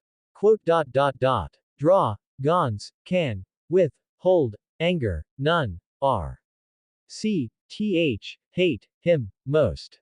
Dialogue 6. If you have Priscilla. Spawn. Of. Vile. Beast. Abum. In. Ashen. Dialogue 7. If you have Seath the Scaleless. RRRRRRRRGGGGHHHHHHHH. Dialogue 8. If you have the Chosen Undead. Think. I. Know. Him. Can't. Remember. Dialogue 9. If you have Gwyndolin. Always. Dressed. Weird. Felt. Bad. Never. Seen. As. Son. Dialogue 10. If you have Siegfried. Heard. You. Killed. Draw. Gone. Not. Bad. Dialogue 11. If you have Slave Nightingale. Remember. Him. Long. Time. Ago. Slave. Knights. Obvi. Ausli. Good. Wa. Rear. Dialogue 12. If you have Heracles. He. Strong. Not. Bad. Could. Kill. Draw. Gone. Maybe. Fight. Soon. Dialogue 13. If you have Gilgamesh, archer or caster. Gwyn. No. Not. Ass. Hole. Wait. Still. Ass. Hole. But. Diff. Ent. 1. Dialogue 14. If you have 4 Knights of Gwyn. Long. Time. Since. Seen. Them. Dialogue 15. If you have Lado, Silver Knight. Hell. Low. Do. Go. For. Drink. Al. Right. Dialogue 16. If you have Frankenstein. Good. Club. Swings. Well. Come. Will. Teach. More. Dialogue 18. If you have caster servants. Mages. Scum. Cowardly. Like. Likes. Quote. Don't. Know. What. I. Like. May. Be. Competition. Hates. Hate. And. Mages. Wish for the Holy Grail. Want. To. Kill. Make. Him. Die. In. War. Bond level 1. Go. Away. Mage. Bond level 2. Leave. Me. Alone. Mage. Bond level 3. Bra. Bay. For. Mage. Weird. Bond level 4. For. Mage. Not. Bad. Can. Get. Used. To. You. Bond level 5. Good. Mage. Will. Help. When. I. Can. You. Are. Calm. Raid. Of. Have. L. Birthday. Birth. Day. Good. For. You. During an event. Big. Noise. Competition.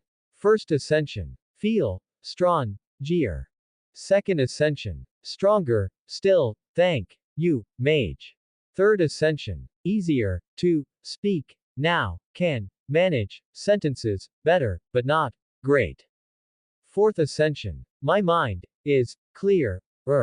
Thank you for. This. Will be. Easier. To kill. Seath. Now. Master. Chapter 4. Between a rock and a hard place. The group stood barely 60 meters from the armored berserker. The armored figure had slowly begun to approach them, the heavy echoes of his footfalls serving as the only sound that could be heard across the ruined street, cutting through even the roaring of fire. Havel relies on his strength and durability. Saber explained, he's slow, but don't let him hit you. Can attest to that. Castor supported with a grimace, once saw him hit Saber with that club of his, anyone else would have been turned into paste. Oh, Ritska swallowed nervously at the information, then looked back down at Havel. So, he's, slow but strong. Indeed. Ah, nodding his head, the boy tried his best to think up and plan, pursuing his lips as the sounds of footsteps grew louder and louder, which did nothing to ease the nerves he felt at this very moment in time. His eyes slowly trailed over to Mash's shield before they widened. If Mash can block him, can you guys try and flank him? He suggested. Olga turned her head away from the berserker to stare at him for a few moments, then eventually nodded her head in approval at the strategy. That might work, however if he uses his spell which cancels magecraft, then Castor will be virtually useless in this fight. Cheers for the confidence in me. Cu rolled his eyes, I can do more than throw a few runes, you know. Against a berserker. That's fair. Mash. Ritska turned to the girl, the shielder stared back at him, can you try and tank his hits? She nodded her head once, eyes alight with newfound confidence, yes, senpai. Good lass. Cu pat her on the shoulder, earning a subtle glare from Ritska. The caster merely gave an innocent smile in return and he spun around to face the berserker once again. I cannot match Havel in strength. Saber spoke up, but I should be faster than him. If you can distract him, I can try and whittle them down. I'll support how I can. Castor continued on, however my fire runes do nothing to him, probably all that rock he's wearing, and he'll probably activate his bullshit skill to prevent me from casting again. Let me worry about that. Saber gripped his sword with two hands, if I can keep him unfocused on you, he will not have enough time to cast the barrier. I'll be relying on you two then. Castor nodded to Saber and Mash, slowly inching away from them as the two servants stared Havel down. Ready? Saber asked. Mash gave a fierce nod in response. Go. Mash and the Ashen one sprinted at Havel as he charged them down too, his club resting on his shoulder ready to be swung. They got to within a few feet of each other before Mash stopped braced herself against the oncoming attack. Havel swung Dragon Tooth. The second the bone met the shield the ground beneath Mash cratered and she was forced to her knees. Havel kept swinging driving Mash further and further into the ground. He eventually relented only to do a full spin with this club to knock Mash to the side and her shield out of her grip.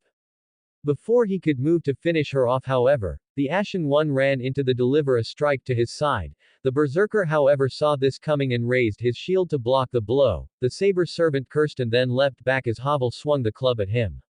The Ashen one was thankful for his speed as it kept him from immediately getting pulverized.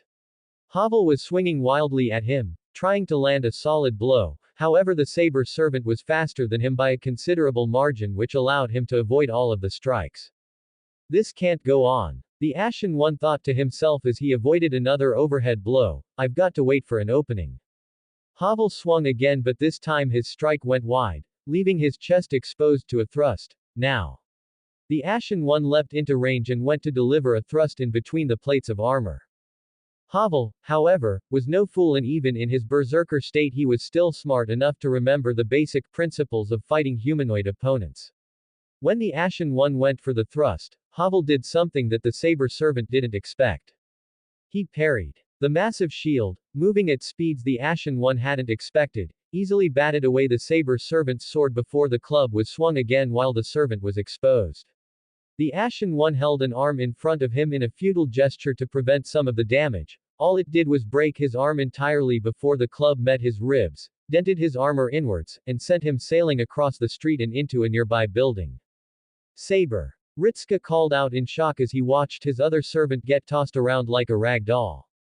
Havel turned his attention back to Mash, who during Saber's and Berserker's duel had gotten back to her shield, and began walking towards her until a fireball harmlessly dissipated off his armor.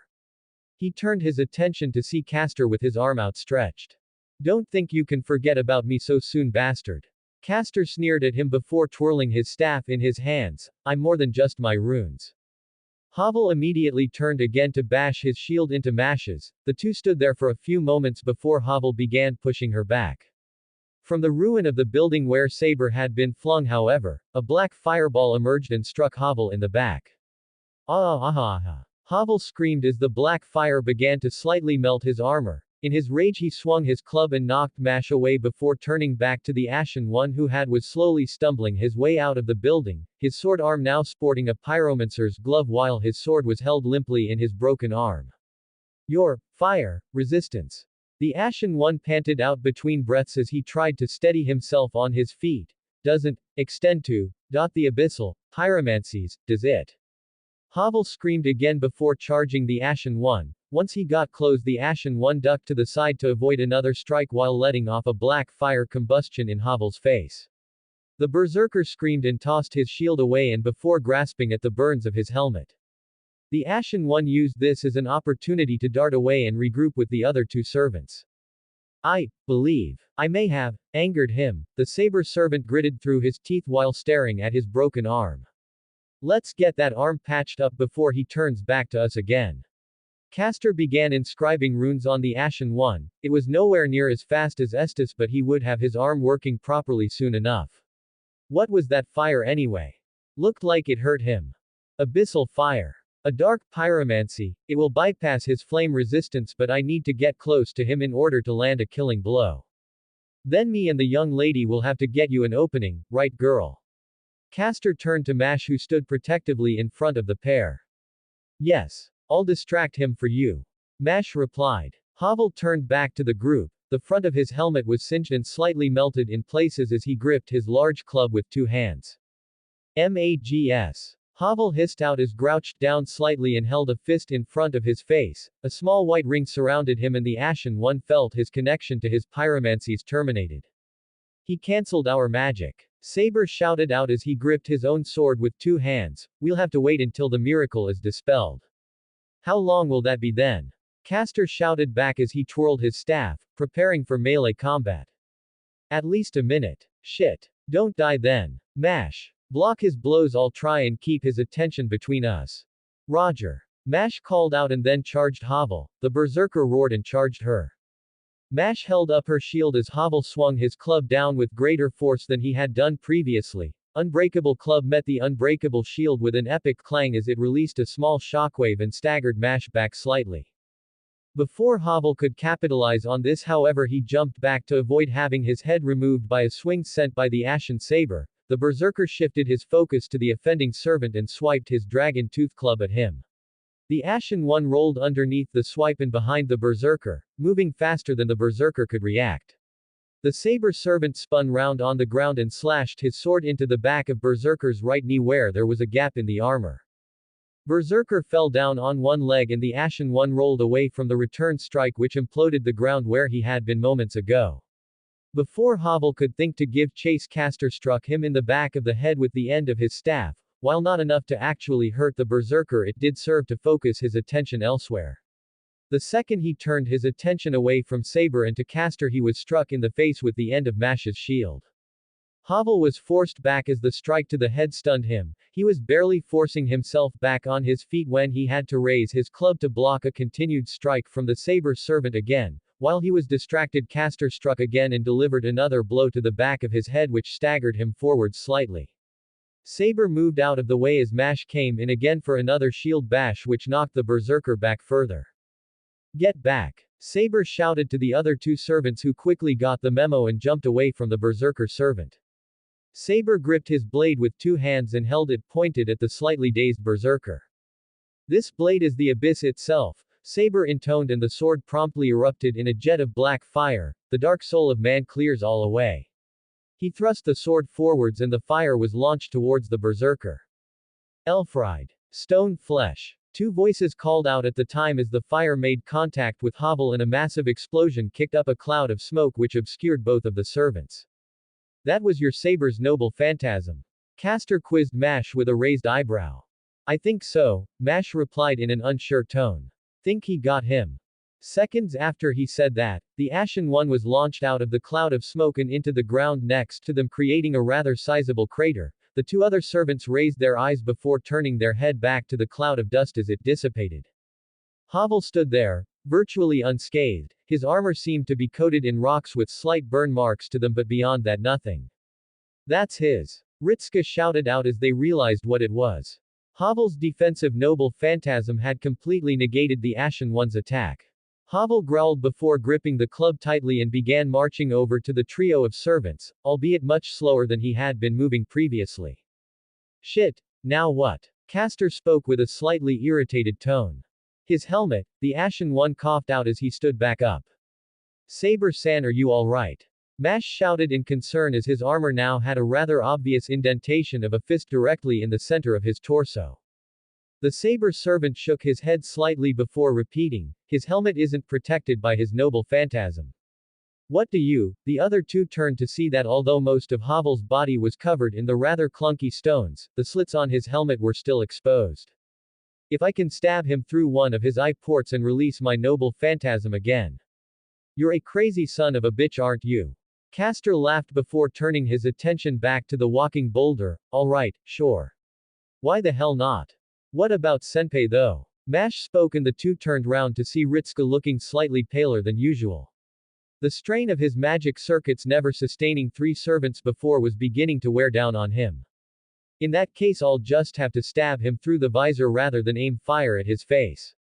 The Ashen One easily replied, ready Mash, he'll be slower than last time but he's still powerful. Ready, Saber-san. With that said the servants charged each other again. Castor was first in, sliding underneath a horizontal swing which Mash ran in and blocked. She was once again gradually being pushed back until Berserker dashed backwards to avoid a thrust aimed for his head by the Saber servant. The Ashen One's eyes widened under his helmet as he saw he had overshot. His curse was cut short when Havel swung an armored shin into the servant's gut, knocking the wind out of his body and sending him flying across the street. Expecting it this time Havel immediately turned around and gripped Castor's staff with one hand before it could strike him in the head. Castor's eye widened and a boot to his solar plexus had him launched backwards coughing up small amounts of blood. Mash swung her shield again and caught the Berserker in the side of his head. The servant however retaliated with a punch to her shield.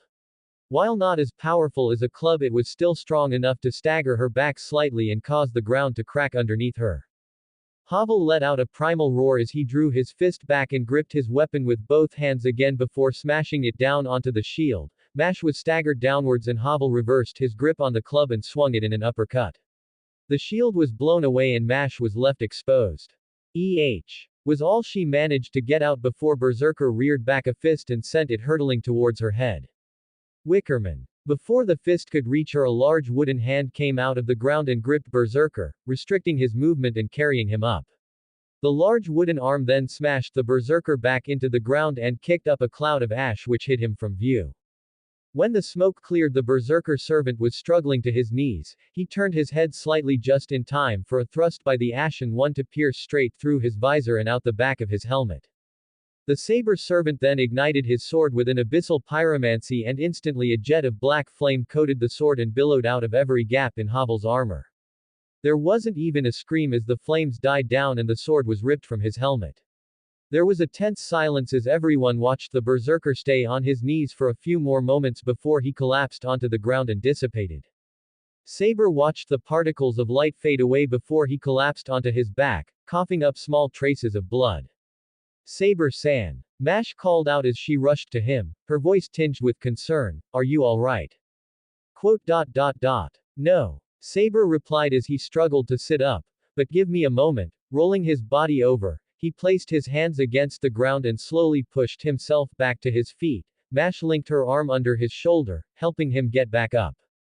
Well, Castor coughed out from a distance. The pair turned to see him limp towards them, a hand resting against his chest from the injury he had sustained. I would say let's get Saber, but I can think of easier ways to kill ourselves. Indeed. Saber nodded, I'll need to heal myself. He rested his hand against his side where Havel had struck him, wincing in pain from the injury which had no doubt broken his ribs and damaged his organs. He was rarely thankful for being unkindled, but in situations like these, it was one of the few times he was. Mash blinked at him, you know healing magecraft, Saber-san. If you refer to miracles, then no. Saber replied, grunting in discomfort as he returned to his feet, rolling his shoulder until he heard the sound of bone snapping as his shoulder was clicked back into place. Ritska, Mash and Olga flinched at the sound while Cu only raised an eyebrow. However, I am aware of a pyromancy that can heal me. Olga stared at him with curiosity. I was not aware that fire-based magecraft could be used in such a manner. It's an outlier. Saber replied, and one of a kind spell, but it's useful when one has no Estus available. We can play 20 questions later. Castor interrupted them. For now, I'd suggest we find a place to lay low for a while. Considering the kid over there ain't looking too great. Senpai. Mash turned to the boy, who was looking rather pale. Olga grit her teeth as she walked up to him, roughly grabbing his face and examining his features. Ritska froze as she made a quick check of his body. You've never used your magic circuits before, have you? I didn't know those existed before today, he replied rather nervously. Olga sighed. No, of course you wouldn't, because we had to get civilians. She clicked her tongue. Regardless, you're experiencing feedback from having them forcibly used in a manner they have never been. Much like a muscle you've never exercised. Oh, Ritska nodded his head. That makes sense. Come on. Castor pointed down the street. I know a spot we can rest up, sits over a ley line too, and the kid can get back up and ready before we make our last stop. I can try and see if we can send some supplies. Romani's voice came through the communicator, although I can't promise anything more than a few ration bars if we are able. That will suffice. Olga replied sternly, as long as you can send something, it will do us no good if the only available master to us collapses due to exhaustion. I'll get on that. Romani nodded back to them, cutting out the communication as the injured group slowly began their walk in the direction that Castor had pointed out. Ritska slumped into the wall, slowly dragging down it into a seating position as he panted for a few moments. The others were in differing states of recovery in the hospital corridor. One moment, Saber spoke up, raising his left hand and allowing a flame to slowly form in his palm. He waved his hand. A few feet into the air a golden flame came into existence. The flame held a comforting warmth to it as it slowly began to pulsate, sending out waves of light which washed over the group. Saber exhaled and sat down, crossing his legs. That should be sufficient to deal with the worst of our injuries. Mash stared down in naked amazement as the bruises on her arm healed away in a few moments, turning her eyes to stare at the healing flame in naked amazement. Damn, Castor blinked. That's a hell of a spell you got there. That craft of yours must be pretty versatile. It has its uses. Saber exhaled, although a miracle would have likely cured all our injuries nearly instantly. Miracles. Faith magic. Saber explained, mainly used by old clerics, and it's rather more versatile. I can either use my pyromancy in an offensive or defensive way but only in regards to myself. Then there is sorcery which can be used much the same, and miracles, which can support groups if need be.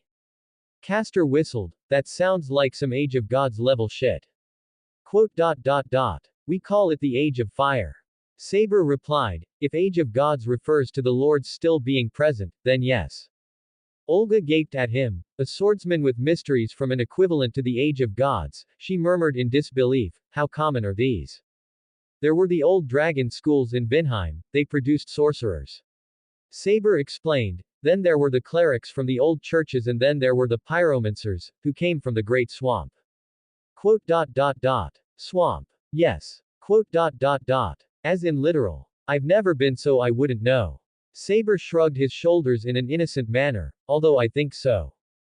Olga rubbed the bridge of her nose. I can worry about that later. She paused, seemingly realizing something. The Berserker was also from your world, wasn't he? He was. The woman crossed her arms in thought, but how? That, she suddenly pursed her lips. Ah, yes, your bastardized second magic. It has never been this effective. Saber did his best to try and reassure her, although didn't quite understand why she was so upset to begin with. Usually it sends you to an alternate world, like a mirror. So, there aren't that many changes? Ritska asked. Saber shrugged in response. It's not exactly an exploratory venture. You just go there to kill something and then leave. Castor snorted, shaking his head in amusement. Sounds like the kind of magic I could get behind. Olga clicked her tongue in annoyance. One servant from another world is something unheard of, twice is something more profound. So, Ritska coughed into his hand. What did you know about Havel? I only met those who took up his mantle and donned copies of his armor. Saber shrugged. All I know about him is that he was a dragon slayer during the war at the end of the Age of Ancients, hated Seath and then disappeared. Seath. Scaleless dragon. Saber waved his hand, although I only know of him because he created sorcery. A dragon creating a branch of magic. Olga let out a huff of something, but not amusement, that's ridiculous. I wasn't there so I don't know. Anyway, Havel hated Seath but Gwyn recognized the dragon and gifted him dukedom. I think there may have been a falling out between Gwyn and Havel over the issue. Probably. Cu sniffed, rubbing the back of his neck, always something like that. Saber shrugged in response. Castor, Olga turned to him. I have been meaning to ask you something for some time. Oh. He smirked. What can I do for you, Anne? Olga bristled at the nickname but decided to ignore it for the time being. You made many mentions of Saber before. She went on, and said that her legend involved her having the blood of dragons in her. Castor nodded his head, carefree expression washing away and being replaced by a more composed one. It does. You know their true name. He snorted in response. Anyone who's ever seen her noble phantasm would know her true name. The most famous of holy swords that even in your time its name is still known. The sister sword to the sword in the stone which selects the king. Olga and Mash widened their eyes in alarm while Ritska and Saber remained silent in their mild confusion at the sudden recognition. Oi, oi. Romani called in, having heard the tail end of the conversation, his voice now thick with concern and a rising tone of fear. You don't mean that? Yeah. Castor nodded, his face blank. Excalibur. The sword of promised victory. Excalibur. Ritska cried out, now recognizing the name. Then that means that the saber is King Arthur. Olga breathed out the name in alarm. Saber merely remained silent for a few moments while he pondered something before he spoke up. I thought a king was supposed to be a man. Huh. Ritska turned to him, then blinked in realization as he understood where Saber was coming from, turning to Castor with a confused look of his own. Yeah. How come you keep calling them a her? Because they are. Castor replied as if the boy had said something stupid. Everyone looked at him. What? They are. It's a little girl, actually shorter than the kid there. He gestured towards Ritska, who was staring at the man with raised eyebrows. Shorter than me. Ritska parroted. That's, I'm not sure how to feel about that. It's a ridiculous case of mistaken identity is what it is. Romani called through the communicator. How the heck do you mistake a? Well actually, I heard that when King Arthur pulled Caliburn from the stone they stopped visibly aging. He muttered under his breath, I suppose they could have just hidden their feminine nature by dressing as a boy. I don't know. Castor shrugged, all I know is that it's a girl. Quote. How odd. Saber replied with a somewhat bewildered tone of voice, but why does this bode poorly for you all? King Arthur would be one of the strongest heroic spirits you could summon. Romani explained, as a saber, they would be in their ideal class, and with Excalibur as a noble phantasm. It's anti-fortress. Castor called out. Big explosion. Ah, Saber nodded, I see. You don't sound that worried. Castor pointed out. Saber merely raised his head and titled it to the side. When you've killed gods and dragons, you tend to have a low bar when it comes to expecting ridiculously powerful foes. He explained, it's actually a surprise when you encounter one that isn't capable of ripping you in half with little effort. Quote. Your home must be fucked up. Quote. Well, it's not great. Chapter 5. Archers and Sabers. The group's trip to Mount Enzo was primarily silent. The knowledge of their foe had hampered much of their spirit of enthusiasm. Except Saber and Castor, the former because he already had experience fighting foes who were more powerful than him, and the latter because he was more excited to be putting an end to the Grail War. Saber looked at Ritska's shoulder, then noticed something, out of curiosity. Summoner. What is that small animal on your shoulder? Huh. Ritska turned to the saber, then looked towards the object of interest. Fu, the furry white rodent creature, merely let out a Q noise in response to suddenly finding themselves the center of attention. Well. This is Fu. I see. Saber nodded. What are they? Ritsuka furrowed his brows in thought, not entirely sure how to answer a question that he himself didn't know the answer to. Fu is Fu, Saber-san. Mash answered for him, and while he appreciated her sentiment very much, it didn't really answer the question of what Fu actually was to begin with. Ah. I see, that makes sense. Unless it does, and maybe it's just me who doesn't understand. Ritsuka thought instead, still confused as to what Fu was, but when he was surrounded by magical spirits and undead swordsmen who could throw fireballs and apparently kill gods, who also existed, he wasn't really going to concern himself too much with the specifics. Besides, Fu is probably a weird magical pet that they kept around.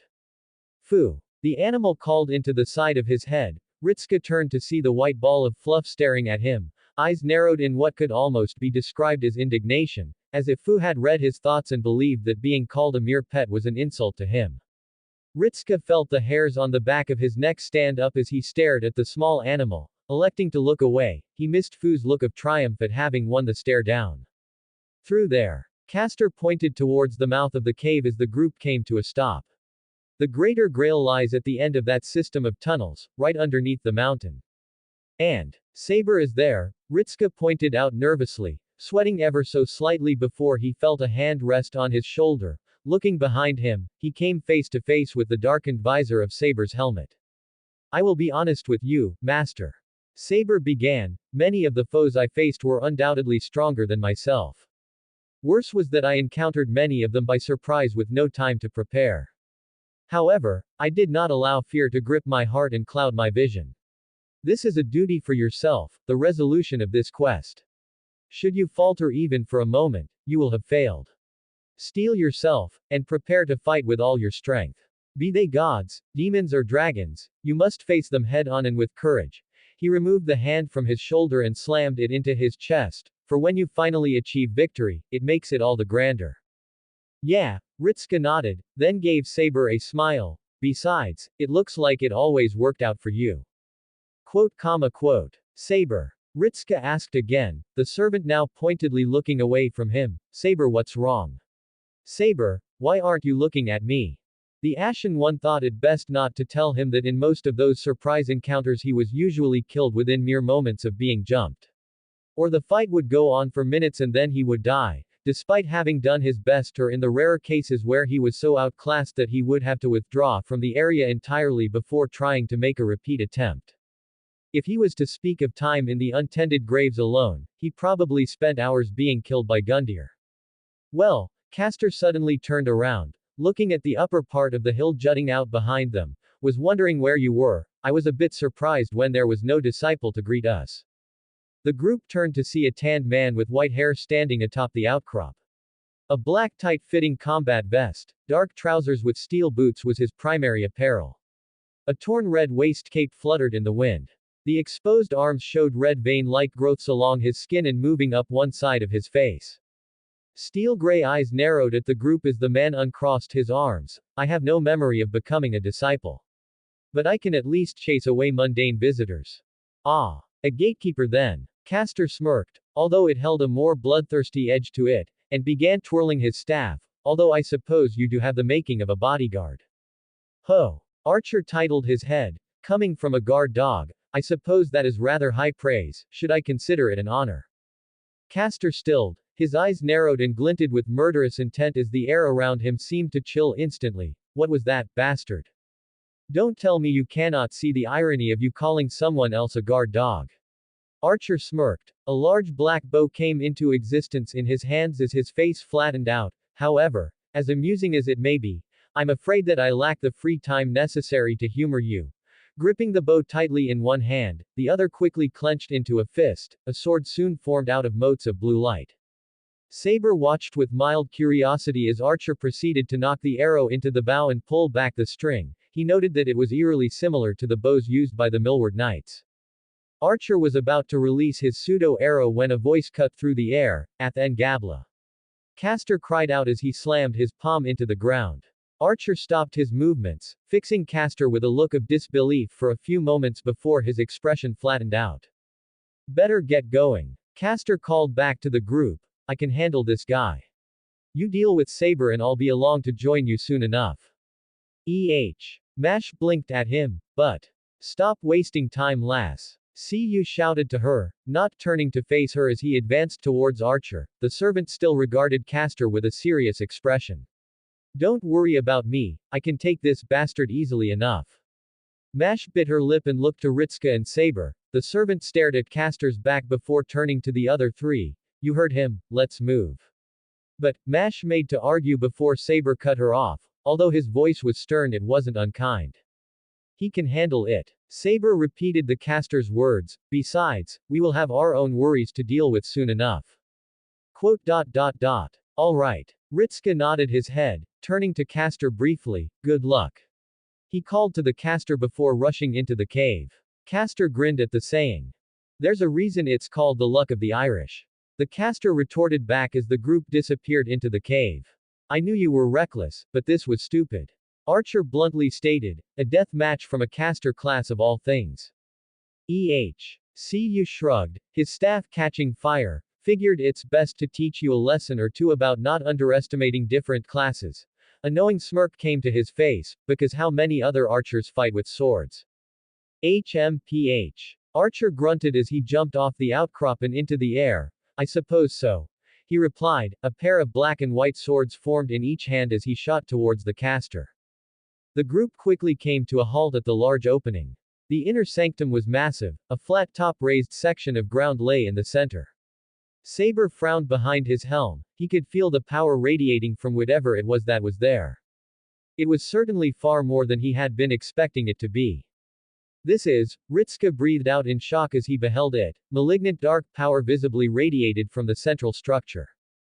The Holy Grail has been converted into a magical reactor. Olga widened her eyes as she stared up at the source, and an exclusive one at that. Your divine chalice created this? Saber asked, somewhat perturbed at the level of power it radiated.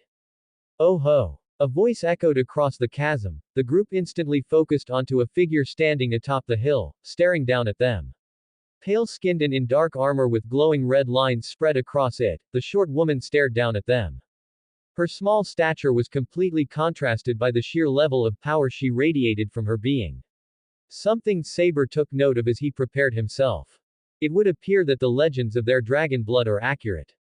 The Ashen one spoke up as he stared up at the opposing Saber, she certainly feels like one. An interesting pair of servants you have there. The altered Saber walked forwards, coming to a stop just at the edge of the drop. Her gaze swept over them before falling on Mash, eyes narrowed nearly imperceptibly as she stared down at the girl. A shield, is it? Her face remained blank as she leapt from the ridge, hurtling through the air before crashing into the ground in front of the group with enough force to release a small shockwave. Saber and Mash stood protectively in front of the masters, Saber raising his black sword in response as Mash raised her shield. If you are to take up the mantle of defender, strange girl. The altered Saber began to advance, then you must prepare yourself. Raising her own sword, she pointed it towards them. With this blade, I shall deem whether your protection is true. The Ashen one stepped forwards, holding his sword out in front of him sideways, resting his palm against the flat side of the blade. In a flick of motion, he swiped his hand across it, causing the sword to burst into life with black fire. Saber remained blank-faced at the gesture, although something flickered through her eyes as she stared at him. Are you to be the sword for her shield? I am merely a warrior of sunlight, charged with defending my summoner. The Ashen one replied, pointing his burning sword towards Saber, I have no deeds of renown, nor grand titles of king to my name, Arthur. Saber narrowed her eyes at the distinct lack of respect he showed her, however, I will devote my all to seeing this through. Quote. So be it. Saber shot towards him at the same time the Ashen one charged her, dragging her sword upwards along the ground in a vertical slash. Saber launched the first attack towards the Ashen one. The unkindled Saber swung his own blade down to meet hers. The second they collided, Arthur's strength proved superior to his as the Ashen one was launched into the air with the crack of a cannon going off, shooting upwards into the roof of the cavern and slamming into rock. Arthur gave a look of distaste before she returned her gaze to Mash, raising her sword and preparing herself to strike. Her eyes widened as her instinct blared. Kicking her legs backwards just as a black greatsword sailed through the air where her neck had been moments prior, pale golden eyes shifted as they trailed back to the Saber servant. The horizontal slash continued on, however Saber's fist shot upwards, colliding with Arthur's chin and snapping her head back ever so slightly. Saber slammed his right foot into the ground, the stone crunched downwards where his boot made contact before he shot his knee upwards towards Arthur's gut. The servant let out a scoff before she swung out her own hand towards his head. Saber leaned backwards so that the back of her fist barely scraped past the front of his helmet. At the same time her other hand swung the blackened holy sword towards his knee. She never got the chance to remove his leg as Mash slammed the bottom of the shield into her gut, launching her backwards. Arthur, however, took little time to recover as she skated to a halt. Raising her head and staring back at the servants with no discernible emotion in her eyes. Slowly raising her sword in response. Saber raised his left hand, a flame was burning away in his glove which he soon slammed into his chest, a red hue covered his body as he felt his strength double. Arthur had surprised him with the burst of strength, her form was quite deceptive with how much power she could pack into her blows. Careful. Saber spoke to Mash as she joined him at his side, she is not as strong as Havel, but she is close. Ho! Arthur tilted her head, so you knew the odd berserker. I was curious as to who could match my strength. She exhaled, but it matters not, he is dead now and whatever curiosity he was died with him. I can match her strength for a time. Saber whispered to the shielder, however, I am relying on you to take her hits. Yes, Saber-san. Speaking in front of an opponent. Arthur frowned, how arrogant. Saber shot forwards, instantly disappearing in a burst of speed as he closed the distance between himself and Arthur in barely a few moments. Raising his sword above his head and swinging it downwards towards her. Arthur scoffed at the obvious attack and swung her own blade to parry the blow aside, only to widen her eyes briefly as she felt the saber match her own strength. No. He's barely stronger. An enhancement. She briefly wondered before dismissing the claim. He was stronger than her base strength. So she merely released an explosion of magical energy. Saber was blasted away as Arthur charged him down in the wake of the explosion. Sliding to a halt, Saber was met with Arthur's furious blows as she swung her sword towards him. The two exchanged in a vicious clash. Saber narrowed his eyes. He already knew he was no master swordsman and Arthur was undoubtedly better than him, however swordsmanship was never his forte. He was middling at best but it was because he focused himself on being able to wield all manner of weapons. As Arthur batted his sword away, Saber raised his palm to her face and let loose an explosion, the burst of fire obscured her form. Then an armored black fist slammed into his gut, sending him shooting backwards and away from her. Stabbing his sword into the ground to halt his flight, the blade left a gash through the rock as he raised his head, still coughing from the blow, to stare as Arthur marched out of the cloud of smoke, undamaged in any way. Saber clicked his tongue, the words, magic resistance, filtered through his mind as a reason for this sudden development. A swordsman who uses magic. An odd thing. Arthur commented, perhaps if you had spent more time practicing your blade, you would have been above the level of an average knight. Saber let out an amused huff as he straightened himself out, ripping his greatsword free from the ground. I was never a knight to begin with. HMPH. Arthur merely curled their lip in response, swinging their sword towards him at the same time that a jet engine of magical energy erupted from the blade. Widening his eyes in alarm, Saber kicked off the ground, shooting off into the air as Arthur slammed the wave into the spot where he had stood but moments ago, destroying the area and sending debris shooting off in all directions. Saber flew through the air towards the wall. He tilted his body so as to hit it feet first, his boots slammed into the rock face as he turned his head to lock eyes with Arthur. The woman recognized his intent and turned to face him as he shot off the wall like a bullet towards her. The two black swords collided with each other with an explosive blast of air. Saber's pyromancy boost had given him the means to temporarily match Arthur's strength, however he could feel its power already beginning to affect him. It wouldn't last forever and it was power that his body wasn't designed to hold. Arthur pushed the onyx blade to the side. Saber allowed her to do so before he swept his leg towards her, his boot making contact with the back of her knee. Arthur grit her teeth in annoyance as she stumbled slightly. Saber took advantage of the small blunder to raise his sword high, swinging it down towards her neck.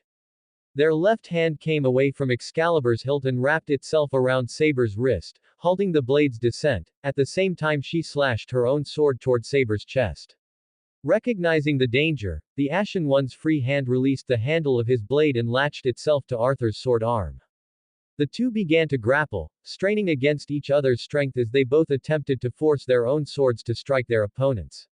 Saber and Arthur grit their teeth before Arthur began to squeeze down on Saber's wrist. His metal gauntlet began to groan as steel bent under Arthur's grip. The Ashen One did the only thing he could think of in that moment. He headbutted Arthur. The woman barely reacted, a look of incredulity flashed across her features. Saber could see Mash rushing the woman from behind, something Arthur felt as her golden eyes darted to the side as if sensing the girl. She scowled, her grip on Saber's wrist tightened until a loud snapping sound could be heard as she broke his wrist. Saber let loose a small grunt of pain as his sword fell out of his right hand and clattered to the ground. Arthur pulled back her fist to strike him in the chest, only for Saber to rear back his right arm in a backhanded motion across his left side and slam his elbow into her jaw. Arthur's head snapped to the side as Saber kicked away from the ground, leaning back so as to avoid her retaliatory strike. At the same time, Mash swung her shield into Arthur's back. The woman let out a small gasp as the metal shield drove the air out of her lungs.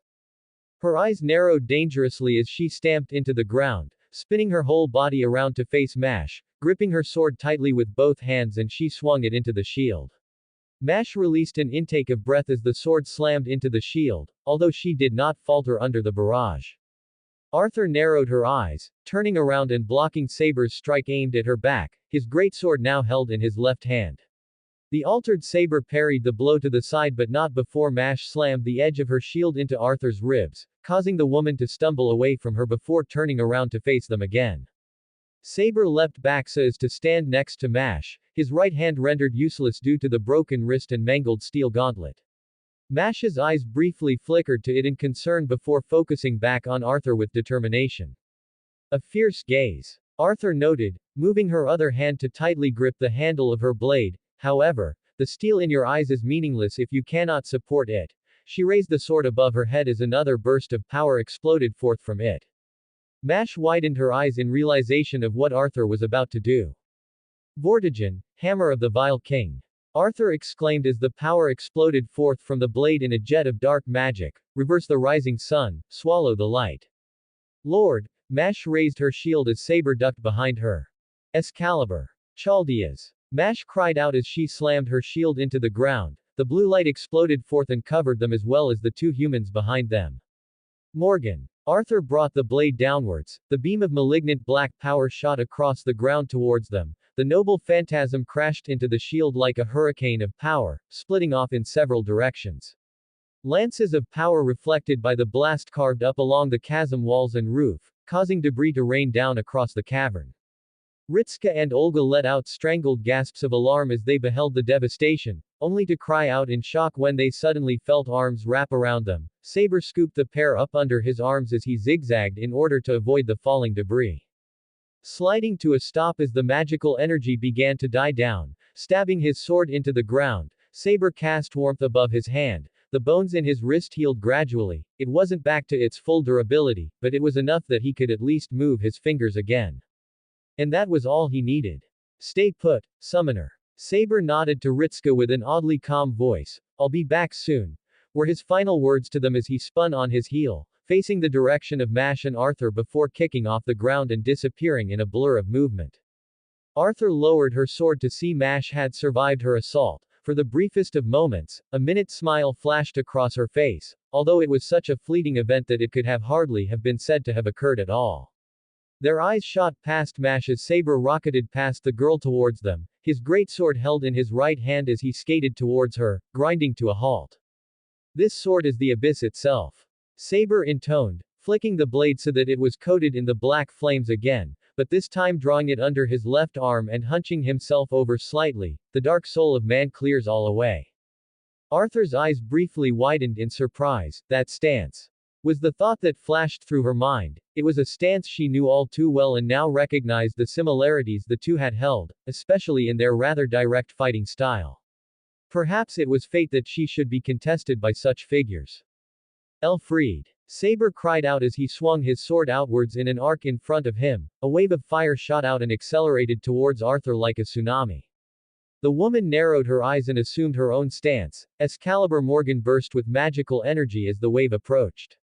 Swinging it up, she lashed out with mana burst at the noble phantasm. It did well to mitigate some of the damage, but not all, as the wave soon overcame her resistance and washed over her. Arthur let out a cry of pain as the flames seared her body and shattered away parts of her armor. Saber lowered his sword as he gazed at the abyssal inferno in front of him. The black flames clung to her as they continued to burn. Arthur, however, was not without some tricks left. Her magical energy exploded outwards from her body, dashing the flames away. However, the damage had been done. Heavily wounded with burns covering her body, Arthur slowly turned her head to face them when another voice cut through the air. "You really are quite determined, King of Knights."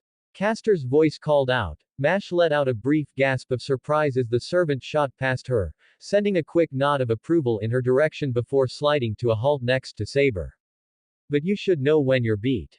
Castor. Arthur called back. Despite the injuries to her body, she still sounded perfectly calm. "I see. Archer is dead then." "Yep." Castor admitted. He twirled his staff in his hands and leveled it towards her. "You're finished, Saber." "I can still hold my sword." Arthur called back. "Therefore I can still fight. Surely that is reasoning you can understand, child of light." Quote. "Fair enough." Castor gave a wry smirk, sending the Ashen one a glance. "Still, I didn't think a god slayer would have much trouble with a little girl." The two sabers stared at him. They were briefly united under the common cause of Castor's not-so-subtle jab at both of them. "She's a king, you did not seek this, little girl's blade during the war, Castor." The pair responded at the same time, causing Castor to let out a small bark of laughter. "No, that's fair enough." Cu nodded his head, then steeled his expression. "Still, if that is how you want it, Saber, I can support that line of reasoning." "Very well." Arthur nodded her head, readying herself as best she could. "Then we shall end this." "Yeah." Castor nodded his head. The two fell into a staring contest for a few moments. Then they moved. Castor slammed the butt of his staff into the ground while Arthur charged forwards. The ground beneath Arthur split open as branches wrapped around her limbs. The saber servant growled before she wrenched her arms free, shattering the makeshift manacles in the process. It didn't buy Castor much time, but it had bought him enough. Arthur, already wounded from taking Saber's noble phantasm to the face, was far too slow to prevent Castor from continuing his chant. "My magecraft is a cage of flames. A flaming yet verdant giant." He jumped away as Arthur slammed her sword into the ground where he had stood. The Ashen one ducked away from her when she attempted to slash at him before returning her eyes to the caster. "Retribution. A shrine that purifies the evil of human affairs." Landing on his feet a good distance from her, Castor thrust his staff forwards. "Wickerman." Arthur widened her eyes in alarm and looked down as the ground beneath her feet erupted in an inferno. The circle of fire exploded outwards as she suddenly found herself standing atop a giant patchwork wooden palm. Huge fingers curled into a fist around her and clenched tightly. Arthur let out a sharp cry of pain. The rest of the giant wooden figure soon emerged from the pit of fire, raising itself to its feet. The cage on its chest swung open. The arm holding Arthur flung her towards the interior of the body. The woman was brutally slammed into the inside of the Wickerman as the cage door slammed shut. The burning giant turned itself, leaning forwards and making no attempt to stabilize their enormous body as it fell face first towards the ground. Saber held an armored hand in front of his eyes as the Wickerman collided with the ground in an explosion of fire. A cloud of smoke soon obscured the sight of the impact. Castor slowly lowered his staff with a frown, clicking his tongue. "Doesn't feel right killing an opponent who's already weak. I'm not one to complain about it." Saber shrugged in response. Castor turned to the Saber with a slightly raised eyebrow as he slowly nodded his head. A small thoughtful frown flashed across his features. "Ah." He suddenly made a noise of realization. "You're like one of those warriors where it's a fight of kill or be killed kind of thing, aren't you? Isn't that what fights normally are?" Quote. "Most of the time, sure." Castor replied, giving a small shrug as he turned his head to the gradually disappearing cloud of ash, only to grimace and let out a scoff. "Are you shitting me?" Saber turned his head to see what had upset the caster, only to see Arthur standing in the scorched rubble, staring at them with a dispassionate gaze. "You should not worry yourself, child of light. Arthur called out. Only then did Saber and Castor notice the golden flakes of light beginning to peel away from her form. I have lost this fight. A small smile flickered across her face. A victory for the power that protects. So much like that one. Releasing a nearly inaudible sigh, her smile vanished. It seems that no matter how it is, I always face defeat when alone. Castor raised an eyebrow at her. What's up? You're not normally this chatty. Is it not the right of a king to show wisdom to the ignorant masses? Arthur replied. Castor's features flattened. However, you will realize it soon. The Grand Order has just begun. Hey! Castor stepped forwards. Bastard. What the hell is that supposed to? She had already vanished. Castor lowered his hand to see the limb slowly turning transparent as golden motes of light floated away from his body. He let out a click of the tongue. Well. That's that then. He turned to see the others already approaching him. Castor, Ritska made to speak with the servant gave an uncaring shrug of his shoulders. It is how it is. He dismissed. Don't worry about it too much. Still, if there is a next time. A smirk came to his face as he rested the staff on his shoulder. Summon me as a lancer. Olga's eyes briefly tore themselves away from Castor as his form disappeared, staring instead towards the location where King Arthur had been standing moments ago. She bit her lip in concern for the words. Confirming the disappearance of Saber and Castor. Mash spoke up as Roman's face came into existence through the hologram. Did we win? I hope so, Ritska muttered next to her, a sorrowful expression on his face. I kind of hope we meet Castor again. With servant summoning, anything is possible. Romani replied to him, then his face split into a joyful expression. More importantly, you guys did it. The director must be so proud of you. Where is she? His face turned more confused as he looked at the pair in front of him to see Olga nowhere in sight. Grand Order, Olga muttered under her breath. How did she know that name?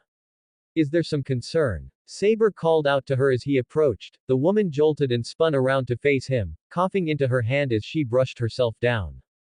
No. She shook her head, turning away from the Saber and began walking towards Ritska and Mash.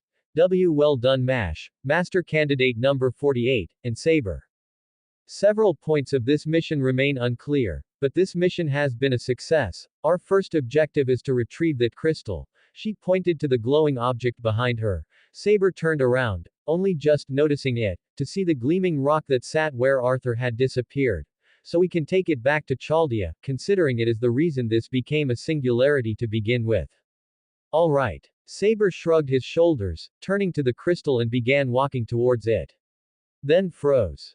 The others notice him still, sending him fleeting glances of concern. Saber-san. Mash called out, tilting her head to the side. Is something wrong? She cut herself off when she felt it as well, rushing past Ritska and standing in front of him protectively. Well, I didn't expect you to get this far. A voice echoed out around them through the cavern. An annoyed sigh soon followed. It was well beyond my expectations and plans. Saber sharply turned his head upwards to the outcrop of rock. A figure soon emerged above them on the spot where Arthur had originally stood before she engaged them. Wearing a long green suit with a matching top hat. The man stared down at them with closed eyes and a small frown on his face. Professor Lev, Mash called out uncertainly, shifting her body to better prepare herself for any altercation. Saber was still glaring at the man. Romani called out through the communicator, Professor Lev. He's there. Romani. Lev responded to him in an irritated tone of voice. I thought I told you to meet me in the command center. Honestly, his lips spread into a vicious scowl as he opened his eyes to glare at the image of the man. Trash that cannot even follow the simplest of instructions. It makes me sick to my core. Why couldn't you have simply listened to me and haplessly marched along to your death? It would have been much simpler. Mash widened her eyes in alarm as Olga's face soon turned joyful. Lev. She cried out in glee, sprinting towards the man. Lev. You're Alrig hey. She barely got past Saber when the servant spun around and wrapped an arm around her waist, hoisting her up and backing away from the direction Lev was in. What are you doing? Fujimaru. Control your servant. But Ritska hesitantly looked between the director and Lev, the man staring at the scene before him with obvious amusement. Release me. Olga tried to pry herself out of Saber's grip to little effect. Saber remained silent as he continued to back away from the man standing above him. Was he always a demon?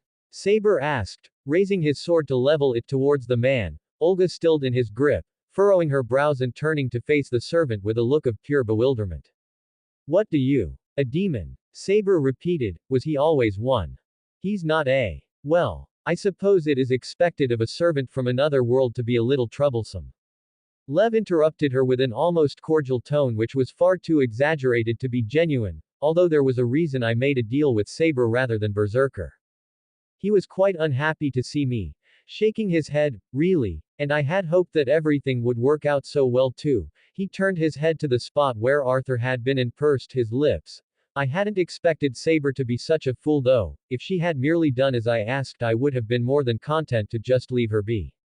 What? I suppose it doesn't compare to the complication that is whatever your little circus act is. Lev turned to them with a sneer. I honestly couldn't have predicted what went on here. The failed demi-servant awakens, a master candidate is kicked out early and manages to survive, another servant from across the kaleidoscope appears and Olga somehow survives the bomb I planted under her feet. He shrugged his shoulders, the only thing I could predict was that Romani would be too lazy to follow my instructions and wouldn't be killed. I'm disgusted to know I was right in my estimations of the man, if only because that pathetic nature of his proved to save his life. My feet. Olga looked down, eyes wide and shaking. Lev. What do you mean? I suppose I shouldn't give you false hope. The man snapped his fingers and grinned down at her, his sharpened teeth exposed. I did plant the bomb under your feet and you, in fact, did die. It was what came next that was so surprising. Trismegistus thoughtfully transferred you into this land after you became residual thoughts. You had no aptitude for ray shift when you were alive, right? You can't teleport while you have a physical body. Understand? You only gained the aptitude you desired after you died. That's why you can't return to Chaldea. The moment you do, your consciousness will vanish. Olga slumped in Saber's arms. What? But I'm dead. Indeed. Lev gave her a smile of faux sympathy, but the thought of you just fading away is too pitiful to think of. So I shall provide you with one last comfort. He raised his hand into the air, Saber and Mash tensed as he snapped his fingers. Space behind him ripped open, the image of Chaldea soon appeared through the tear in space, the burning heavily damaged control room with the burning red orb hanging above. That's. Olga cried out in alarm, that has to be some sort of trick, right? I'm afraid not. Lev mockingly replied as he shook his head, I've connected space and time just for you, with the Grail in my possession, such a thing becomes mere child's play.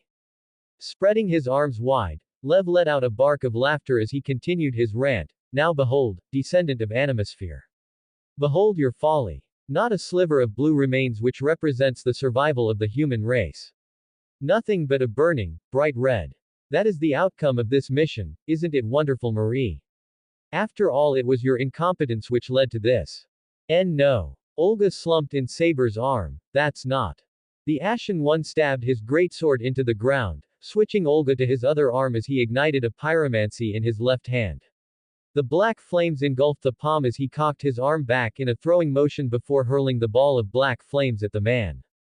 Lev watched the ball of fire accelerate towards him with a somewhat bored expression, snapping his fingers as a decorative walking cane appeared in his left hand, flicking it upwards and slicing through the pyromancy with a sudden blade of air. Saber widened his eyes and leapt back as the wind projectile sliced through the air towards him, narrowly avoiding it as it cut through the ground where he had been moments ago. I suppose there was no need for concern after all. Lev sighed, your arrival via the second magic and the nature of your own world are trivial. Nothing that could pose any threat. The mocking smile returned to his face, the portal closed behind him as the image of the burning Chaldeas faded away, especially not now that we have already succeeded. He turned his attention away from Saber, facing the master and Roman with a composed expression. I shall introduce myself properly this time. I am Lev Lanor Flauros. Dispatched to 2017 to eradicate humans. Are you listening, Romani? He looked down at the hologram of the doctor. As a fellow student of magecraft, allow me to give you some advice. Chaldea is finished, you humans have at last reached the moment of your destruction. Professor Lev, Roman spoke in a serious tone, no. Lev Lanor, is this related to why we are unable to see 2019? In response, Lev merely let out a mocking laugh, fool. It's not related, it is simply the reality that this is the end. Unable to observe the future and babbling about how it had disappeared, truly that was wishful thinking. Sneering at the man, he went on, much to the growing horror present on everyone else's face, the truth is that 2019 no longer exists. It was incinerated the moment Chaldea's was dyed red. Your era no longer exists. He paused, letting out a sigh of exasperation. However, it seems Chaldea's magnetic field protected Chaldea, however it won't be able to do so for long. He shrugs, not that it truly matters, all those outside will meet the same fate as Fuyuki City. So that was it, Roman breathed out. We didn't lose contact with the outside world, we lost the outside world itself. HMPH. You really are perceptive, aren't you? Lev shook his head. A pity I didn't kill you earlier. He smiled again, face worked into a snarl. It means nothing in the end though, the outcome is already certain. The end of humanity was not caused by your inability to evolve or some war with an alien race. Rather it was your own folly which lost the grace of our king. The area around them began to rumble. Lev looked up, so the singularity has already begun to fall apart. Dear me, I appear to have rambled on for far too long. Oh well. Giving an unconcerned shrug, he merely smiled down at the group. Farewell Mash, Roman, Marie and Master Candidate 48. I am not without mercy, however, and I will depart, allowing you a brief moment to make your final prayers. Disappearing in a flash of light, leaving everyone else in the cavern alone, the rumbling continued as stalagmites began to fall down from above. Saber jumped back over to Mash with Olga still in his arm. The woman had gone quiet, muttering incoherently under her breath the whole time.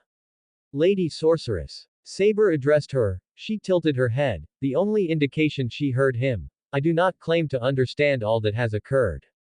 However, I would recommend you steel yourself. Dying while afraid is unpleasant.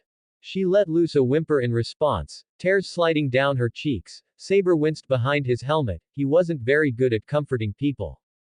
I will tell you this. You did an admirable job during this event. He went on, giving her a slight pause, if these are to be your final moments. I advise leaving this world with the same dignity you walked upon it with. The woman sniffled, rubbing her eyes, why yes. I did a good job. You did. She exhaled, Master Candidate 48. Mash. She addressed the pair as Saber slid over to them, the two staring at her in shock, no doubt realizing what the end of the singularity meant for her. Rocks smashed into the ground near them. Mash raised her shield above her head. Doctor, the cavern is collapsing. I'll get you ready for departure. The man called back. Mash and Ritska widened their eyes. But if we leave, the director will, Ritska made to argue back when Olga cut him off. I will hear nothing of it. As our final master candidate, I order you to return Chaldea's blue. She commanded with as much authority as she could muster. Mash sent the woman a wide-eyed look while Ritska stared at her with crinkled eyes. Director. Please. Return it blue. Yes. We're trying to pull you back. Romani called through, just try to hang onto your consciousness for a little longer. Above. Saber cried out in alarm. Mash buckled as a large portion of the roof of the cavern slammed into the shield, the ground cratered as she fell to one knee. Romani. Olga cried out, get them out of here. I'm try. Another boulder slammed into the shield. Ritska collapsed as a stray bit of debris hit his head. Saber stared at him in alarm as he felt his body begin to lighten. Looking at his hands he saw a blue glow begin to surround him. There was a single flash of light which engulfed the group before the ceiling collapsed on them entirely. Senpai. Mash cried out in alarm as she dropped to her knees, tending to the boy with a small cut on his forehead. Doctor. Get down here. She called out. On my way. The man replied over the intercom. Throughout it all, Saber stood still, staring at his palm. A few moments later, the doctor burst into the room, sprinting across the ruined section of the rayshift chamber with a small bag in hand as he dropped down to Ritska's side, looking the boy over as Mash watched desperately from the sidelines. The doctor examined his head before he let out a small sigh of relief. It looks like it wasn't that bad of a hit, probably combined with the exhaustion from being ray-shifted caused him to black out. but I'll need to get him to the infirmary to him. He furrowed his brows, looking away from Ritska and in the direction, Saber. What's wrong? The servant turned to face them in response. The eyes of Mash and Roman were drawn to the subtle glowing orb in the servant's palm, almost dancing like a flame. Saber-san. Mash looked at it. What is it? Quote. I believe it is Lady Olga's soul. He replied, much to the shock of the pair.